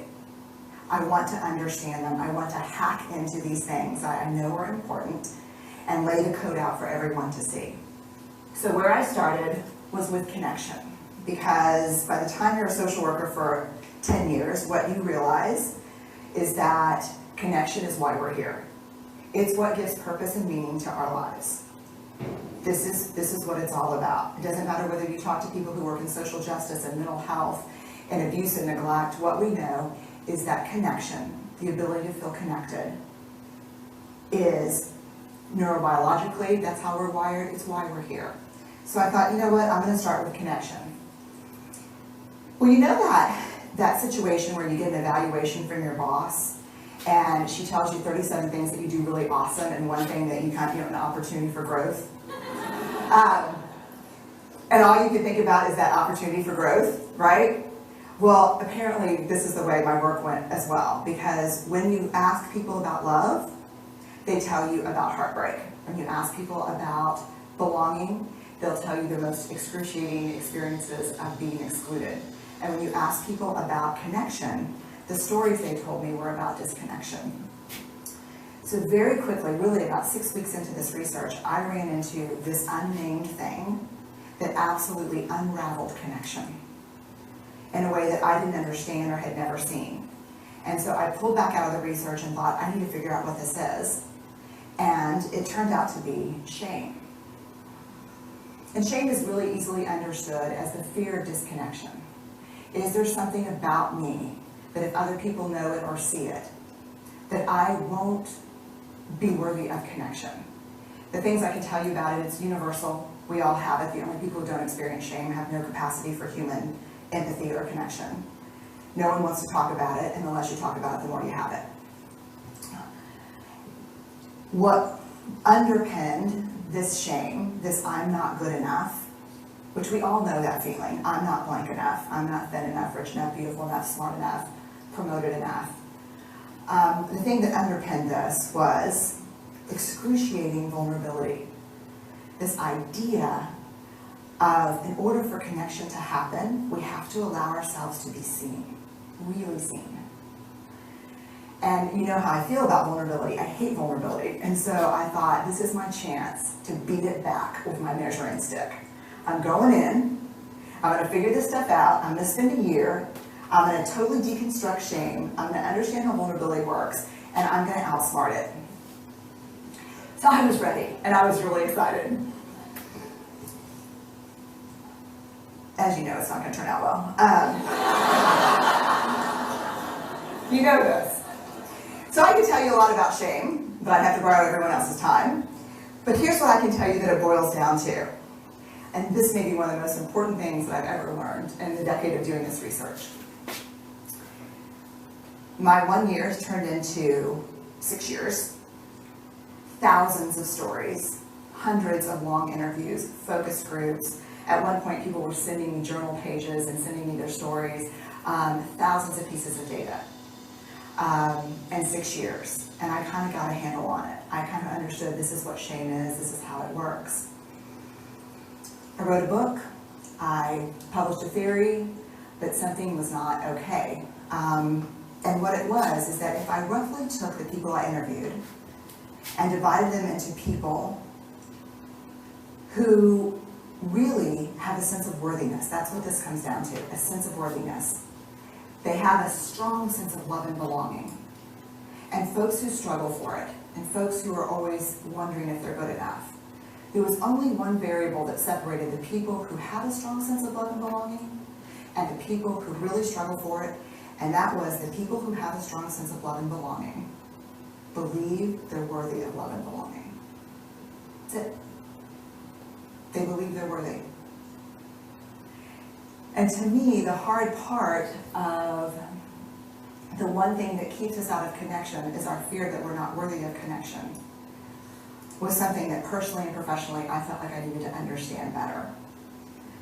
So what I did is I took all of the interviews where I saw worthiness, where I saw people living that way, and just looked at those. What do these people have in common? And I have a slight office supply addiction, but it's another talk. So I had a manila notebook, a manila folder, and I had a Sharpie, and I was like, what am I going to call this research? And the first words that came to my mind were wholehearted. These are kind of wholehearted people living from this deep sense of worthiness. So I wrote at the top of the manila folder, and I started looking at the data. In fact, I did it first in this in a 4-day, very intensive data analysis where I went back, pulled these interviews, pulled the stories, pulled the incidents. What's the theme? What's the pattern? My husband left town with the kids because I always go into this kind of Jackson Pollock crazy thing where I'm just like writing and going and kind of just in my researcher mode. And so here's what I found. What they had in common was a sense of courage. And I want to separate courage and bravery for you for a minute. Courage, the original definition of courage, when it first came into the English language, it's from the Latin word cur, meaning heart.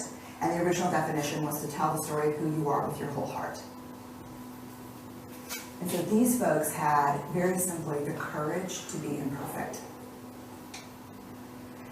They had the compassion to be kind to themselves first and then to others, because as it turns out, we can't practice compassion with other people if we can't treat ourselves kindly. And the last was they had connection, and this was the hard part, as a result of authenticity. They were willing to let go of who they thought they should be in order to be who they were, which is, you have to absolutely do that for connection. The other thing that they had in common was this. They fully embraced vulnerability. They believed that what made them vulnerable made them beautiful. They didn't talk about vulnerability being comfortable, nor did they really talk about it being excruciating, as I had heard it earlier in the shame interviewing. They just talked about it being necessary. They talked about the willingness to say, I love you first. The willingness to do something where there are no guarantees. The willingness to breathe through waiting for the doctor to call after your mammogram. The willing to invest in a relationship that may or may not work out. They thought this was fundamental. I personally thought it was betrayal. I could not believe I had pledged allegiance to research, where our job, the definition of research is to control and predict, to study phenomenon for the explicit reason to control and predict. And now my my mission to control and predict had turned up the answer that the way to live is with vulnerability and to stop controlling and predicting. This led to a little breakdown, which actually looked more like this. And it did. It led to I call it a breakdown, my therapist calls it a spiritual awakening. Spiritual awakening sounds better than breakdown, but I assure you it was a breakdown. And I had to put my data away and go find a therapist. Let me tell you something. You know who you are when you call your friends and say, I think I need to see somebody do you have any recommendations? Because about 5 of my friends are like, woo, I wouldn't want to be your therapist. And I was like, what does that mean? And they're like, I'm just saying, don't bring your measuring stick. Okay. So I found a therapist. My first meeting with her, Diana, I brought in my list of the way the wholehearted live. And I sat down, and she said, how are you? And I said, I'm great, I'm okay. And she said, what's going on? And I said, and this is a therapist who sees therapists, because we have to go to those, because their BS meters are good. And so I said, here's the thing, I'm struggling. And she said, what's the struggle? And I said, well, I have a vulnerability issue, and and I know that vulnerability is kind of the core of shame and fear and our struggle for worthiness, but it appears that it's also the birthplace of joy, of creativity, of belonging, of love, and I think I have a problem, and I need some help. And I said, but here's the thing, no family stuff, no childhood shit, I just need some strategies.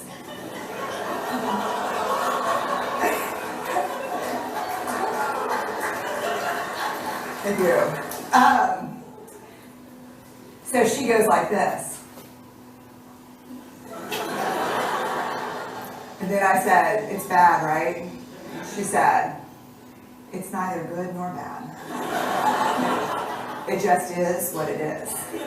And I said, oh my God, this is gonna suck. And it did, and it didn't. And it took about a year. And you know how there are people that, like, when they realize that vulnerability and tenderness are important, that they kind of surrender and walk into it? A, that's not me. And B, I don't even hang out with people like that. For me, it was a year-long street fight. It was a slugfest. Vulnerability pushed, I pushed back. I lost the fight, but probably won my life back. And so then I went back into the research and spent the next couple of years really trying to understand what the wholehearted, what the choices they were making, and what are we doing with vulnerability? Why do we struggle with it so much? Am I alone in struggling with vulnerability? No. So this is what I learned. We numb vulnerability. When we're waiting for the call, it was funny, I sent something out on Twitter and on Facebook that says, how would you define vulnerability? What makes you feel vulnerable? And within an hour and a half, I had 150 responses. Because I wanted to know, what's out there. Having to ask my husband for help because I'm sick and we're newly married. Initiating sex with my husband. Initiating sex with my wife. Being turned down. Asking someone out. Waiting for the doctor to call back. Getting laid off. Laying off people. This is the world we live in. We live in a vulnerable world. And one of the ways we deal with it is we numb vulnerability. And I think there's evidence. And it's not the only reason this evidence exists, but I think that it's a huge cause. We are the most in debt, obese, addicted, and medicated adult cohort in U.S. history. The problem is, and I learned this from the research, that you cannot selectively numb emotion. You can't say, here's the bad stuff.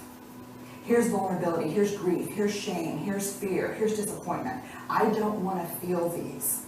I'm going to have a couple of beers and a banana nut muffin. I don't want to feel these. And I know that's knowing laughter. I hack into your lives for a living. I know that's, God.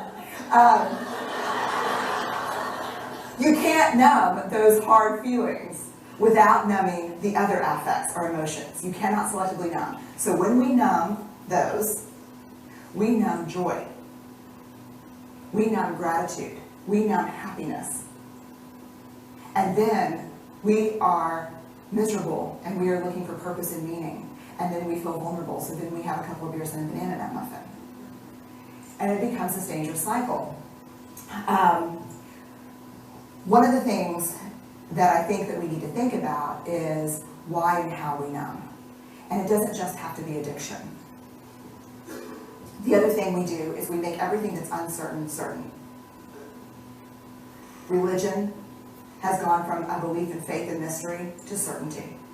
I'm right, you're wrong, shut up. That's it. Just certain. The more afraid we are, the more vulnerable we are, the more afraid we are. This is what politics looks like today. There's no discourse anymore. There's no conversation. There's just blame. You know how blame is described in the research? A way to discharge pain and discomfort. We perfect if there's anyone who wants their life to look like this, it would be me. But it doesn't work, because what we do is we take fat from our butts and put it in our cheeks. Which just, I hope in 100 years people will look back and go, wow. And we perfect, most dangerously, our children. Let me tell you what we think about children. They're hardwired for struggle when they get here. When you hold those perfect little babies in your hand, our job is not to say, look at her, she's perfect. My job is just to keep her perfect, make sure she makes the tennis team by 5th grade and Yale by 7th grade. That's not our job. Our job is to look and say, you know what? You're imperfect and you're wired for struggle, but you are worthy of love and belonging. That's our job. Show me a generation of kids raised like that, and we'll end the problems I think that we see today. We pretend that what we do doesn't have an effect on people. We do that in our personal lives. We do that corporate, whether it's a bailout, an oil spill, a recall. We pretend like what we're doing doesn't have a huge impact on other people. I would say to companies, this is not our first rodeo, people. We just need you to be authentic and real and say, we're sorry, we'll fix it. But there's another way, and I'll leave you with this. This is what I've found. To let ourselves be seen, deeply seen, vulnerably seen. To love with our whole hearts, even though there's no guarantee. And that's really hard. I can tell you as a parent, that's excruciatingly difficult. To practice gratitude and joy in those moments of kind of terror when we're wondering, can I love you this much? Can I believe in this as passionately? Can I be this fierce about this? Just to be able to stop and instead of catastrophizing what might happen, to say, I'm just so grateful. Because to feel this vulnerable means I'm alive. And the last, which I think is probably the most important, is to believe that we're enough. Because when we work from a place, I believe, that says, I'm enough, then we stop screaming and start listening. We're kinder and gentler to the people around us, and we're kinder and gentler to ourselves. That's all I have.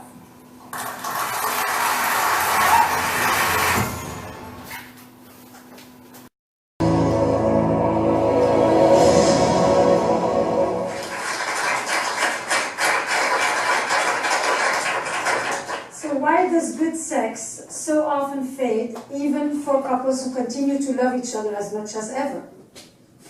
And why does good intimacy not guarantee good sex, contrary to popular belief? Or the next question would be, can we want what we already have? That's the million-dollar question, right? And why is the forbidden so erotic? What is it about transgression that makes desire so potent? And why does sex make babies and babies spell erotic disaster in couples? It's kind of the fatal erotic blow, isn't it? And when you love, how does it feel? And when you desire, how is it different? These are some of the questions that are at the center of my exploration on the nature of erotic desire and its concomitant dilemmas in modern love. So I traveled the globe, and what I'm noticing is that everywhere where romanticism has entered, there seems to be a crisis of desire. A crisis of desire as in owning the wanting. Desire as an expression of our individuality, of our free choice, of our preferences, of our identity. Desire that has become a central concept as part of modern love and individualistic societies. You know, this is the first time in the history of humankind where we are trying to experience sexuality in the long term, not because we want 14 children, for which we need to have even more because many of them won't make it, and not because it is exclusively a woman's marital duty. This is the first time that we want sex over time about pleasure and connection that is rooted in desire. So what sustains desire and why is it so difficult?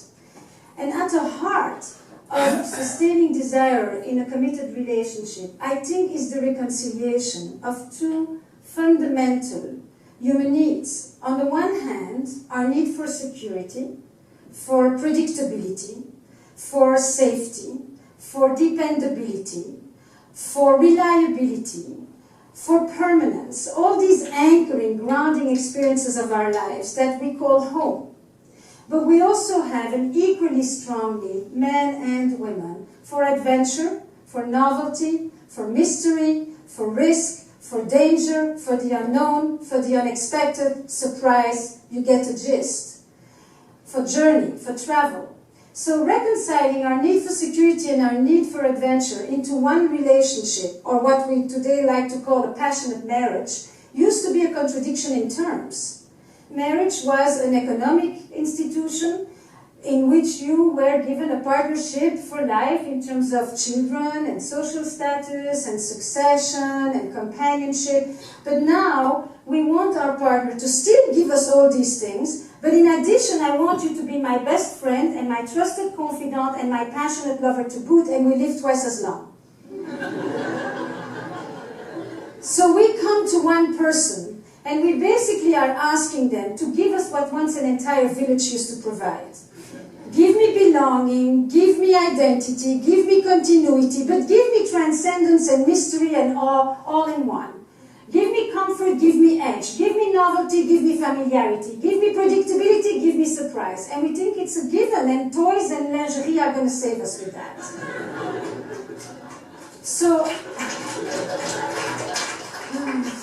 So now we get to the existential reality of this story, right? Because I think in some way, and I'll come back to that, but the crisis of desire is often a crisis of the imagination. So why does good sex so often fade? What is the relationship between love and desire? How do they relate and how do they conflict? Because therein lies the mystery of eroticism. So if there is a verb for me that comes with love, it's to have. And if there is a verb that comes with desire, it is to want. In love, we want to have. We want to know the beloved. We want to minimize the distance. We want to contract that gap. We want to neutralize the tensions. We want closeness. But in desire, we tend to not really want to go back to the places we've already gone. Foregone conclusion does not keep our interest. In desire, we want an other, somebody on the other side that we can go visit, that we can go spend some time with, that we can go see what goes on in their red light district. You know? In desire, we want a bridge to cross. Or in other words, I sometimes say, fire needs air. Desire needs a space. And when it's said like that, it's often quite abstract. But then I took a question with me, and I've gone to more than 20 countries in the last few years with mating in captivity. And I asked people, when do you find yourself most drawn to your partner? Not attracted sexually per se, but most drawn. And across culture, across religion, and across gender, except for one, there are a few answers that just keep coming back. So the first group is, I am most drawn to my partner when she's away, when we are apart, when we reunite. Basically, when I get back in touch with my ability to imagine myself with my partner, when my imagination comes back in the picture, and when I can root it in absence and in longing, which is a major component of desire. But then the second group is even more interesting. I am most drawn to my partner when I see him in the studio, when she's on stage, when he's in his element, when she's doing something she's passionate about, when I see him at a party and other people are really drawn to him, when I see her hold court. Basically, when I look at my partner, radiant and confident, probably the biggest turn on across the board. Radiant as in self-sustaining. I look at this person. By the way, in desire, people rarely talk about it when we are blended into 5 centimeters from each other. I don't know in inches how much that is. But it's also not when the other person is that far apart that you no longer see them. It's when I'm looking at my partner from a comfortable distance, where this person that is already so familiar, so known, is momentarily once again somewhat mysterious, somewhat elusive. And in this space between me and the other lies the erotic élan, lies that movement toward the other. Because sometimes, as Proust says, mystery is not about traveling to new places, but it's about looking with new eyes. And so when I see my partner on his own or her own doing something in which they are enveloped, I look at this person and I momentarily get a shift in perception, and I stay open to the mysteries that are living right next to me. And then more importantly, in this description about the other, or myself, it's the same. What is most interesting is that there is no neediness in desire. Nobody needs anybody. There is no caretaking in desire. Caretaking is mightily loving. It's a powerful anti-aphrodisiac. I have yet to see somebody who is so turned on by somebody who needs them. Wanting them is one thing. Needing them is a shutdown, and women have known that forever, because anything that will bring up parenthood will usually decrease the erotic charge. For good reasons, right? And then the third group of answers usually would be when I'm surprised, when we laugh together, as somebody said to me in the office today, when he's in his tux. So I said, you know, it's either the tux or the cowboy boots. You know, but basically it's when there is novelty. But novelty isn't about new positions. It isn't a repertoire of techniques. Novelty is what parts of you do you bring out? What parts of you are just being seen? Because in some way one could say, sex isn't something you do, huh? Sex is a place you go. It's a space you enter, inside yourself and with another or others. So where do you go in sex? What parts of you do you connect to? What do you seek to express there? Is it a place for transcendence and spiritual union? Is it a place for naughtiness? And is it a place to be safely aggressive? Is it a place where you can finally surrender and not have to take responsibility for everything? Is it a place where you can express your infantile wishes? What comes out there? It's a language. It isn't just a behavior. And it's a poetic of that language that I'm interested in, which is why I began to explore this concept of erotic intelligence. You know, animals have sex. It's the pivot, it's biology, it's the natural instinct. We are the only ones who have an erotic life, which means that it's sexuality transformed by the human imagination. We are the only ones who can make love for hours, have a blissful time, multiple orgasms, and touch nobody, just because we can imagine it. We can hint at it, we don't even have to do it. We can experience that powerful thing called anticipation, which is a mortar to desire. The ability to imagine it as if it's happening, to experience it as if it's happening, while nothing is happening and everything is happening at the same time. So when I began to think about eroticism, I began to think about the poetics of sex. And if I look at it as an intelligence, then it's something that you cultivate. What are the ingredients? Imagination, playfulness, novelty, curiosity, mystery. But the central agent is really that piece called the imagination. But more importantly, for me to begin to understand who are the couples who have an erotic spark, what sustains desire, I had to go back to the original definition of eroticism, the mystical definition. And I went through it through a bifurcation by looking actually at trauma, which is the other side. And I looked at it looking at the community that I had grown up in, which was a community in Belgium, all Holocaust survivors. And in my community, there were two groups, those who didn't die and those who came back to life.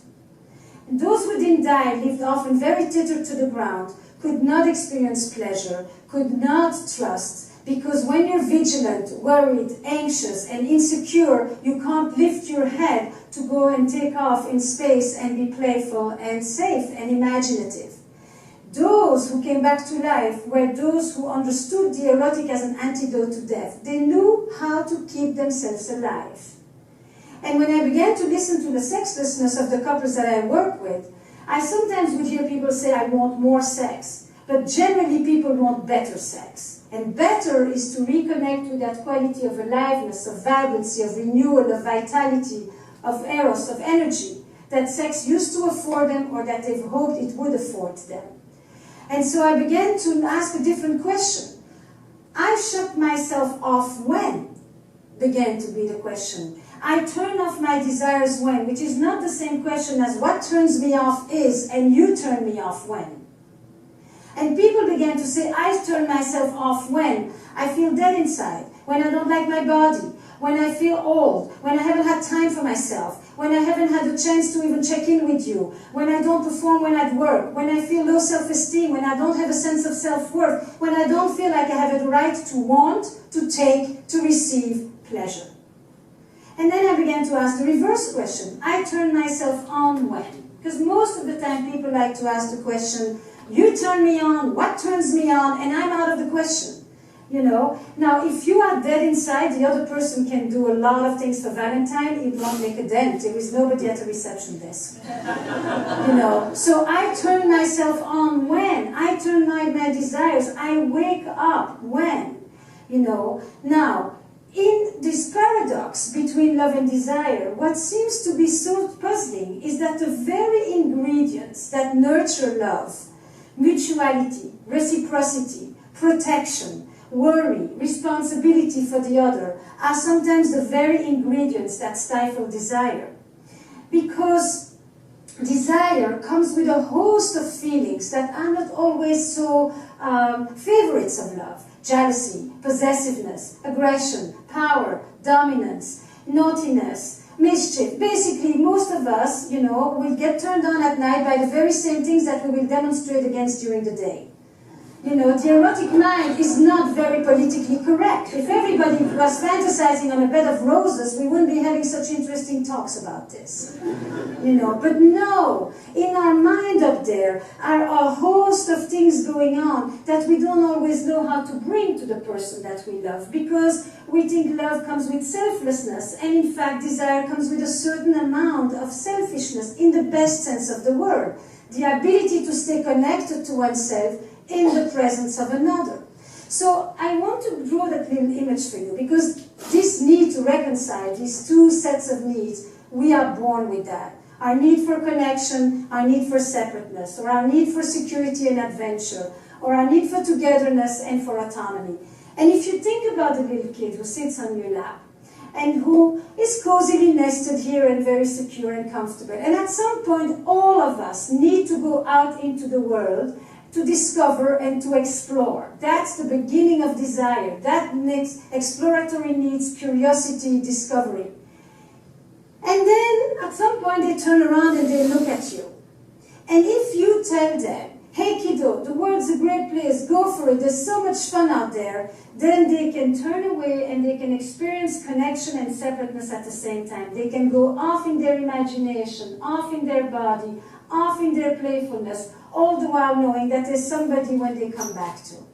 But if on this side there is somebody who says, I'm worried, I'm anxious, I'm depressed, my partner hasn't taken care of me in so long, what's so good out there? Don't we have everything you need together, you and I? Then there are a few little reactions that all of us can pretty much recognize. Some of us will come back, came back a long time ago. And that little child who comes back is the child who will forgo a part of himself in order not to lose the other. I will lose my freedom in order not to lose connection. And I will learn to love in a certain way that will become burdened with extra worry and extra responsibility and extra protection. And I won't know how to leave you in order to go play, in order to go experience pleasure, in order to discover, to enter inside myself. Translate this into adult language. It starts very young, it continues into our sex lives up to the end. Child number 2 comes back, but looks like that over their shoulder all the time. You know, are you going to be there? You're going to curse me, you're going to scold me, you're going to be angry with me. And they may be gone, but they're never really away. And those are often the people that will tell you in the beginning it was super hot. Because in the beginning, the growing intimacy wasn't yet so strong that it actually led to the decrease of desire. The more connected I became, the more responsible I felt, the less I was able to let go in your presence. The third child doesn't really come back. So what happens if you want to sustain desire, it's that real dialectic piece. On the one hand, you want the security in order to be able to go. On the other hand, if you can't go, you can't have pleasure, you can't culminate, you don't have an orgasm, you don't get excited because you spend your time in the body and the head of the other and not in your own. So In this dilemma about reconciling these two sets of fundamental needs, there are a few things that I've come to understand erotic couples do. One, they have a lot of sexual privacy. They understand that there is an erotic space that belongs to each of them. They also understand that foreplay is not something you do 5 minutes before the real thing. Foreplay pretty much starts at the end of the previous orgasm. They also understand that an erotic space isn't about you begin to stroke the other, it's about you create a space where you leave Management Inc., maybe where you leave the Agile program, and you actually just enter that place where you stop being the good citizen who is taking care of things and being responsible. Responsibility and desire just butt heads. They don't really do well together. The erotic couples also understand that passion waxes and wanes. It's pretty much like the moon. It has intermittent eclipses. But what they know is they know how to resurrect it. They know how to bring it back. And they know how to bring it back because they have demystified one big myth, which is the myth of spontaneity, which is that it's just going to fall from heaven while you're folding the laundry like a deus ex machina. And in fact, they understood that whatever is going to just happen in a long-term relationship already has. Committed sex is premeditated sex. It's willful, it's intentional, it's focus and presence. Merry Valentine.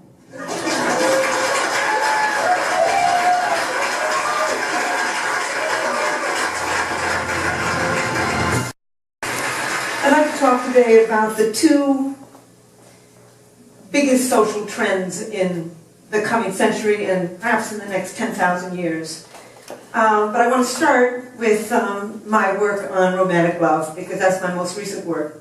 What I and my colleagues did was put 32 people who were madly in love into a functional MRI brain scanner, 17 who were madly in love and their love was accepted, and 15 who were madly in love and they had just been dumped. And so I want to tell you about that first, and then go on into where I think love is going. What 'tis to love, Shakespeare said.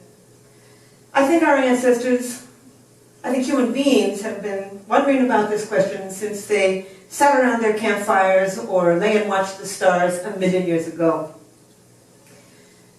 I started out by trying to figure out what romantic love was by looking at the last 45 years of research on just psychological research. And as it turns out, there's a very specific group of things that happen when you fall in love. The first thing that happens is what I call, a person begins to take on what I call special meaning. As a truck driver once said to me, he said, the world had a new center, and that center was Mary Ann. George Bernard Shaw said it a little differently. He said, love consists of overestimating the differences between one woman and another. And indeed, that's what we do. And then you just focus on this person. You just, you can list what you don't like about them, but then you sweep that aside and focus on what you do. As Chaucer said, love is blind. I'm trying to understand romantic love. I decided I would read poetry from all over the world, and I just want to give you one very short poem from 8th century China, because it's an almost perfect example of a man who is focused totally on a particular woman. It's a little bit like when you are madly in love with somebody and you walk into a parking lot, their car is different from every other car in the parking lot. Their wine glass at dinner is different from every other wine glass at the dinner party. And in this case, a man got hooked on a bamboo sleeping mat. And it goes like this. It's by a guy called Wan Chen. I cannot bear to put away the bamboo sleeping mat. The night I brought you home, I watched you roll it out. He became hooked on a sleeping mat. Probably because of elevated activity of dopamine in his brain, just like with you and me. But anyway, not only does this person take on special meaning, you focus your attention on them, you aggrandize them, but you have intense energy. As one Polynesian said, he said, I felt like jumping in the sky. You're up all night, you're walking till dawn, you feel intense elation when things are going well, mood swings into horrible despair when things are going poorly, real dependence on this person. As one businessman in New York said to me, he said, anything she liked, I liked. Simple. Romantic love is very simple. You become extremely sexually possessive. You know, if you're just sleeping with somebody, casually, you don't really care if they're sleeping with somebody else. But the moment you fall in love, you become extremely sexually possessive of them. I think that that is a Darwinian, there's a Darwinian purpose to this. The whole point of this is to pull two people together strongly enough to begin to rear babies as a team. But the main characteristics of romantic love are craving, an intense craving to be with a particular person, not just sexually, but emotionally. You'd much rather, it would be nice to go to bed with them, but you want them to call you on the telephone, to invite you out, etc., to tell you that they love you. The other main characteristic is motivation. The motor in the brain begins to crank and you want this person. And last but not least, it is an obsession. When I put these people in the machine, before I put them in the MRI machine, I would ask them all kinds of questions. But my most important question was always the same. It was, what percentage of the day and night do you think about this person? And indeed, they would say, all day, all night. I can never stop thinking about him or her. And then the very last question I would ask them, I would always have to work myself up to this question because I'm not a psychologist, I don't work with people in any kind of traumatic situation, and my final question was always the same. I would say, would you die for him or her? And indeed, these people would say yes, as if I had asked them to pass the salt. I was just staggered by it. So we scanned their brains, looking at a photograph of their sweetheart and looking at a neutral photograph with a distraction task in between, so we could look at the same brain when it was in that heightened state and when it was in a resting state. And we found activity in a lot of brain regions. In fact, one of the most important was a brain region that becomes active when you feel the rush of cocaine. And indeed, that's exactly what happens. I began to realize that romantic love is not an emotion. In fact, I had always thought it was a series of emotions from very high to very low. But actually, it's a drive. It comes from the motor of the mind, the wanting part of the mind, the craving part of the mind, the kind of mind, part of the mind when you're reaching for that piece of chocolate, when you want to win that promotion at work, the motor of the brain. It's a drive. And in fact, I think it's more powerful than the sex drive. You know, if you ask somebody to go to bed with you and they say no thank you, you certainly don't kill yourself or slip into a clinical depression. But certainly around the world, people who are rejected in love will kill for it. People live for love, they kill for love, they die for love. They have songs, poems, novels, sculptures, paintings, myths, legends. In over 175 societies, people have left their evidence of this powerful brain system. I've come to think it's one of the most powerful brain systems on earth for both great joy and great sorrow. And I've also come to think that it's one of three basically different brain systems that evolved from mating and reproduction. One is the sex drive, the craving for sexual gratification. W.H. Auden called it an intolerable neural itch. And indeed, that's what it is. You just, it keeps bothering you a little bit like being hungry. The second of these three brain systems is romantic love, that elation, obsession of early love. And the third brain system is attachment, that sense of calm and security you can feel for a long-term partner. And I think that the sex drive evolved to get you out there looking for a whole range of partners. You know, you can feel it when you're just driving along in your car. It can be focused on nobody. I think romantic love evolved to enable you to focus your mating energy on just one individual at a time, thereby conserving mating time and energy. And I think that attachment, the third brain system, evolved to enable you to tolerate this human being at least long enough to raise a child together as a team. So with that preamble, I want to go into discussing the two most profound social trends, one of the last 10,000 years, and the other certainly of the last 25 years, that are going to have an impact on these three different brain systems: lust, romantic love, and deep attachment to a partner. The first is women moving into the workforce. I've looked at 130 societies through the demographic yearbooks of the United Nations, and everywhere in the world, except for actually 129 out of 130 of them, women are not only moving into the job market sometimes very, very slowly, but they're moving into the job market and they're very slowly closing that gap between men and women in terms of economic power, health, and education.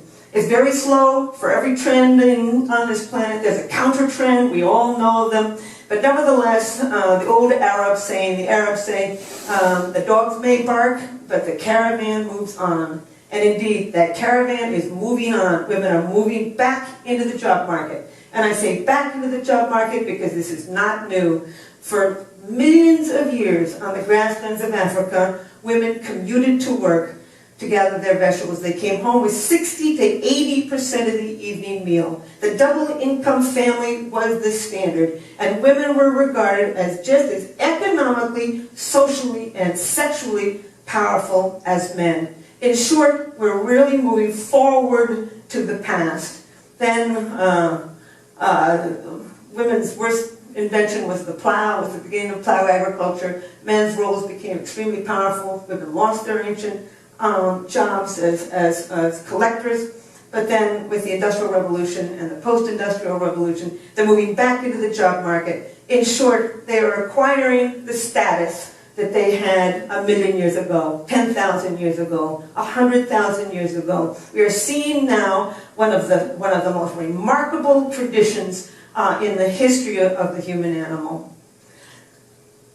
And it's going to have an impact. I generally give a whole lecture on the impact of women on the business community. I'll only just say a couple things and then go on to sex and love.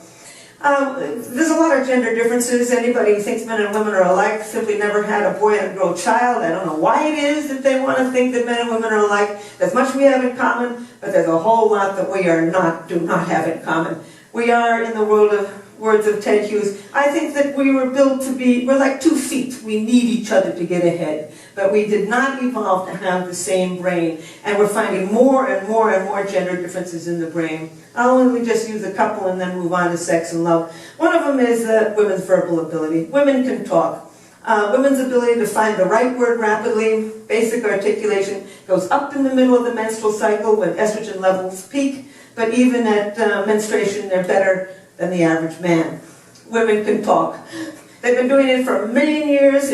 Words were women's tools. They held that baby in front of their face, cajoling it, reprimanding it, educating it with words. And indeed, they're becoming a very powerful force, even in places like India and Japan, where women are not moving rapidly into the regular job market. They're moving into journalism. And I think that the television is like the global campfire. We sit around it and it shapes our minds. Almost always when I'm on TV, the producers who call me, who negotiate what we're going to say, is a woman. In fact, Solzhenitsyn once said, to have a great writer is to have another government.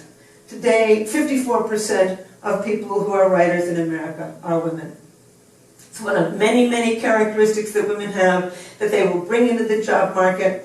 They've got incredible people skills, negotiating skills. They're highly imaginative. We now know the brain circuitry of imagination, of long-term planning. They tend to be web thinkers because the female parts of the brain are better connected. They tend to collect more pieces of data when they think, put them into more complex patterns, see more options and outcomes. They tend to be contextual, holistic thinkers, what I call web thinkers. Men tend to, and these are averages, tend to get rid of what they regard as extraneous, focus on what they do, and move in a more step-by-step thinking pattern.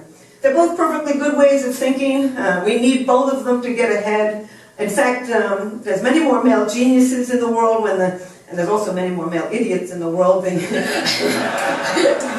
the male brain works well, it works extremely well. What I really think that we're doing is we're moving towards a collaborative society, a society in which the talents of both men are becoming understood and valued and employed. But in fact, women moving to the job market is having a huge impact on sex and romance and family life. Foremost, women are starting to express their sexuality. I'm always astonished when people come to me and say, why is it that men are so adulterous? And I said, why do you think more men are adulterous than women? Oh, well, men are more adulterous. And I said, well, who do you think these men are sleeping with? Basic math. Anyway, in the Western world, women start sooner at sex, have more partners, express less remorse for the partners that they do, marry later, have fewer children, leave bad marriages in order to get good ones. We are seeing the rise of female sexual expression. And indeed, once again, we're moving forward to the kind of sexual expression that we probably saw on the grasslands of Africa 1,000,000 years ago, because this is the kind of sexual expression that we see in hunting and gathering societies today. We're also returning to an ancient form of marriage, equality. They're now saying that the 21st century is going to be the century of what they call the symmetrical marriage, or the peer marriage, or the companionate marriage. This is a marriage between equals, moving forward to a pattern that is highly compatible with the ancient human spirit. We're also seeing a rise of romantic love. 91% of American women and 86% of American men would not marry somebody who had every single quality they were looking for in a partner if they were not in love with that person. People around the world, in a study of 37 societies, want to be in love with the person that they marry. Indeed, arranged marriages are on their way off this braid of human life. I even think that marriages might even become more stable because of the second great world trend. The first one being women moving in the job market, the second one being the aging world population. They're now saying that in America, that middle age should be regarded as up to age 85. Because in that highest age category of 76 to 85, only as much as 40% of people have nothing really wrong with them. So we're seeing this real extension of middle age. And I looked, for one of my books, I looked at divorce data in 58 societies. And as it turns out, the older you get, the less likely you are to divorce. So the divorce rate right now is stable in America, and it's actually beginning to decline. It may decline some more. I would even say that with Viagra, estrogen replacement, hip replacements, and the incredibly interesting women. Women have never been as interesting as they are now. Not at any time on this planet have women been so educated, so interesting, so capable. And so I honestly think that if there really was ever a time in human evolution when we have the opportunity to make good marriages, that time is now. However, there's always kinds of complications in this. These three brain systems, lust, romantic love, and attachment, don't always go together. They can go together, by the way. That's why casual sex isn't so casual. With orgasm, you get a spike of dopamine. Dopamine is associated with romantic love. You can just fall in love with somebody who you're just having casual sex with. With orgasm, then you get a real rush of oxytocin and vasopressin. Those are associated with attachment. This is why you can feel such a sense of cosmic union with somebody after you've made love to them. But these three brain systems, lust, romantic love, and attachment, aren't always connected to each other. You can feel deep attachment to a long-term partner while you feel intense romantic love for somebody else, while you feel the sex drive for people unrelated to these other partners. In short, we're capable of loving more than one person at a time. In fact, you can lie in bed at night and swing from deep feelings of attachment for one person to deep feelings of romantic love for somebody else. It's as if there's a committee meeting going on in your head as you are trying to decide what to do. So I don't think, honestly, we're an animal that was built to be happy. We were an animal that was built to reproduce. I think the happiness we find, we make. And I think, however, we can make good relationships with each other. So I want to conclude with two things. I want to conclude with a worry. I have a worry. And with a wonderful story. The worry is about antidepressants. Over 100 million prescriptions of antidepressants are written every year in the United States. And these drugs are going generic. They are seeping around the world. I know one girl who's been on these antidepressants, serotonin enhancing, SSRI, serotonin enhancing antidepressants, since she was 13. She's 23, she's been on them ever since she was 13. I got nothing against people who take them short term when they're going through something perfectly horrible and they want to commit suicide or kill somebody else. I would recommend it. But more and more people in the United States are taking them long term. And indeed, what these drugs do is raise levels of serotonin. And by raising levels of serotonin, you suppress the dopamine circuit. Everybody knows that. Dopamine is associated with romantic love. Not only do they suppress the dopamine circuit, but they kill the sex drive.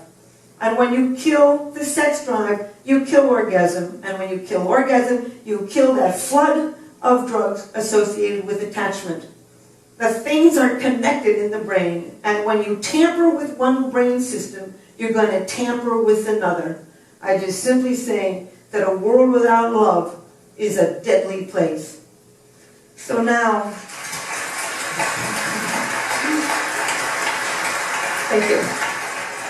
I want to end with a story, and then just a comment. I've been studying romantic love and sex and attachment for 30 years.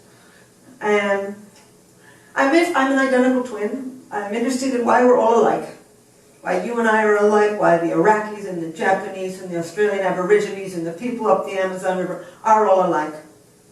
And about a year ago, an internet dating service, Match.com, came to me and asked me if I would design a new dating site for them. I said, I don't know anything about personality. You think you got, I don't know, you think you got the right person? They said yes. It got me thinking about why it is that you fall in love with one person rather than another. That's my current project. It will be my next book.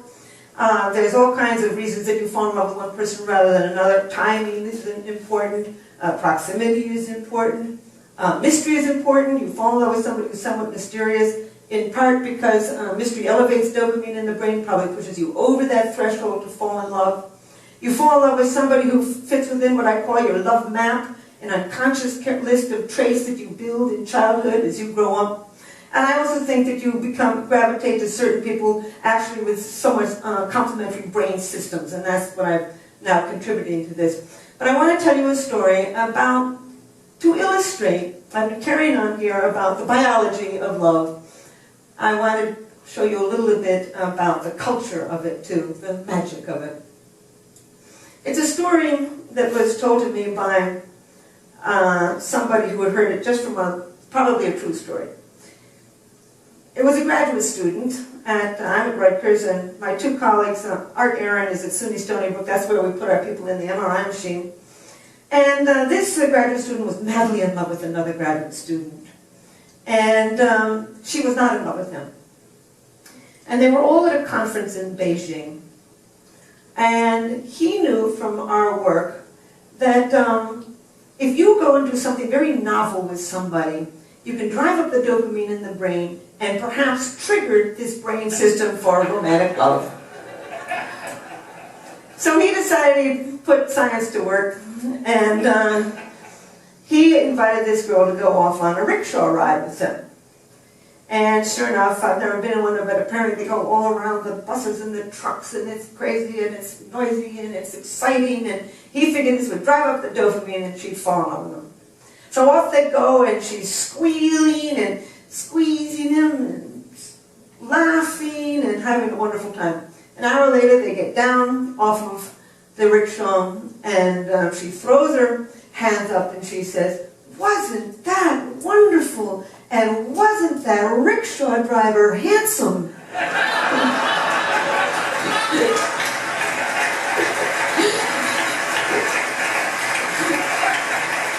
There's magic to love. But I will end by saying that millions of years ago, we evolved three basic drives: the sex drive, romantic love, and attachment to a long-term partner. These circuits are deeply embedded in the human brain. They're going to survive as long as our species survives. on what Shakespeare called this mortal coil. Thank you. Hanne Fischer.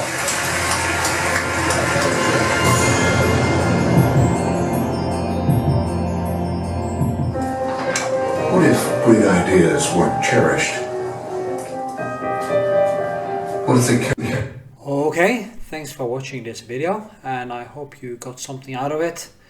As you did hear, I used a lot of TED Talks in the background as a prop in a way, to also you can learn something while you actually watch the video. Now here you see some of my other paintings, and some of them have videos on my YouTube channel. If you'd like to support my channel and my work, you can do that by becoming a patron, and each month I have a patron giveaway, one small painting that one patron wins. If not, just give a thumbs up, share it with your friends, and subscribe to my channel.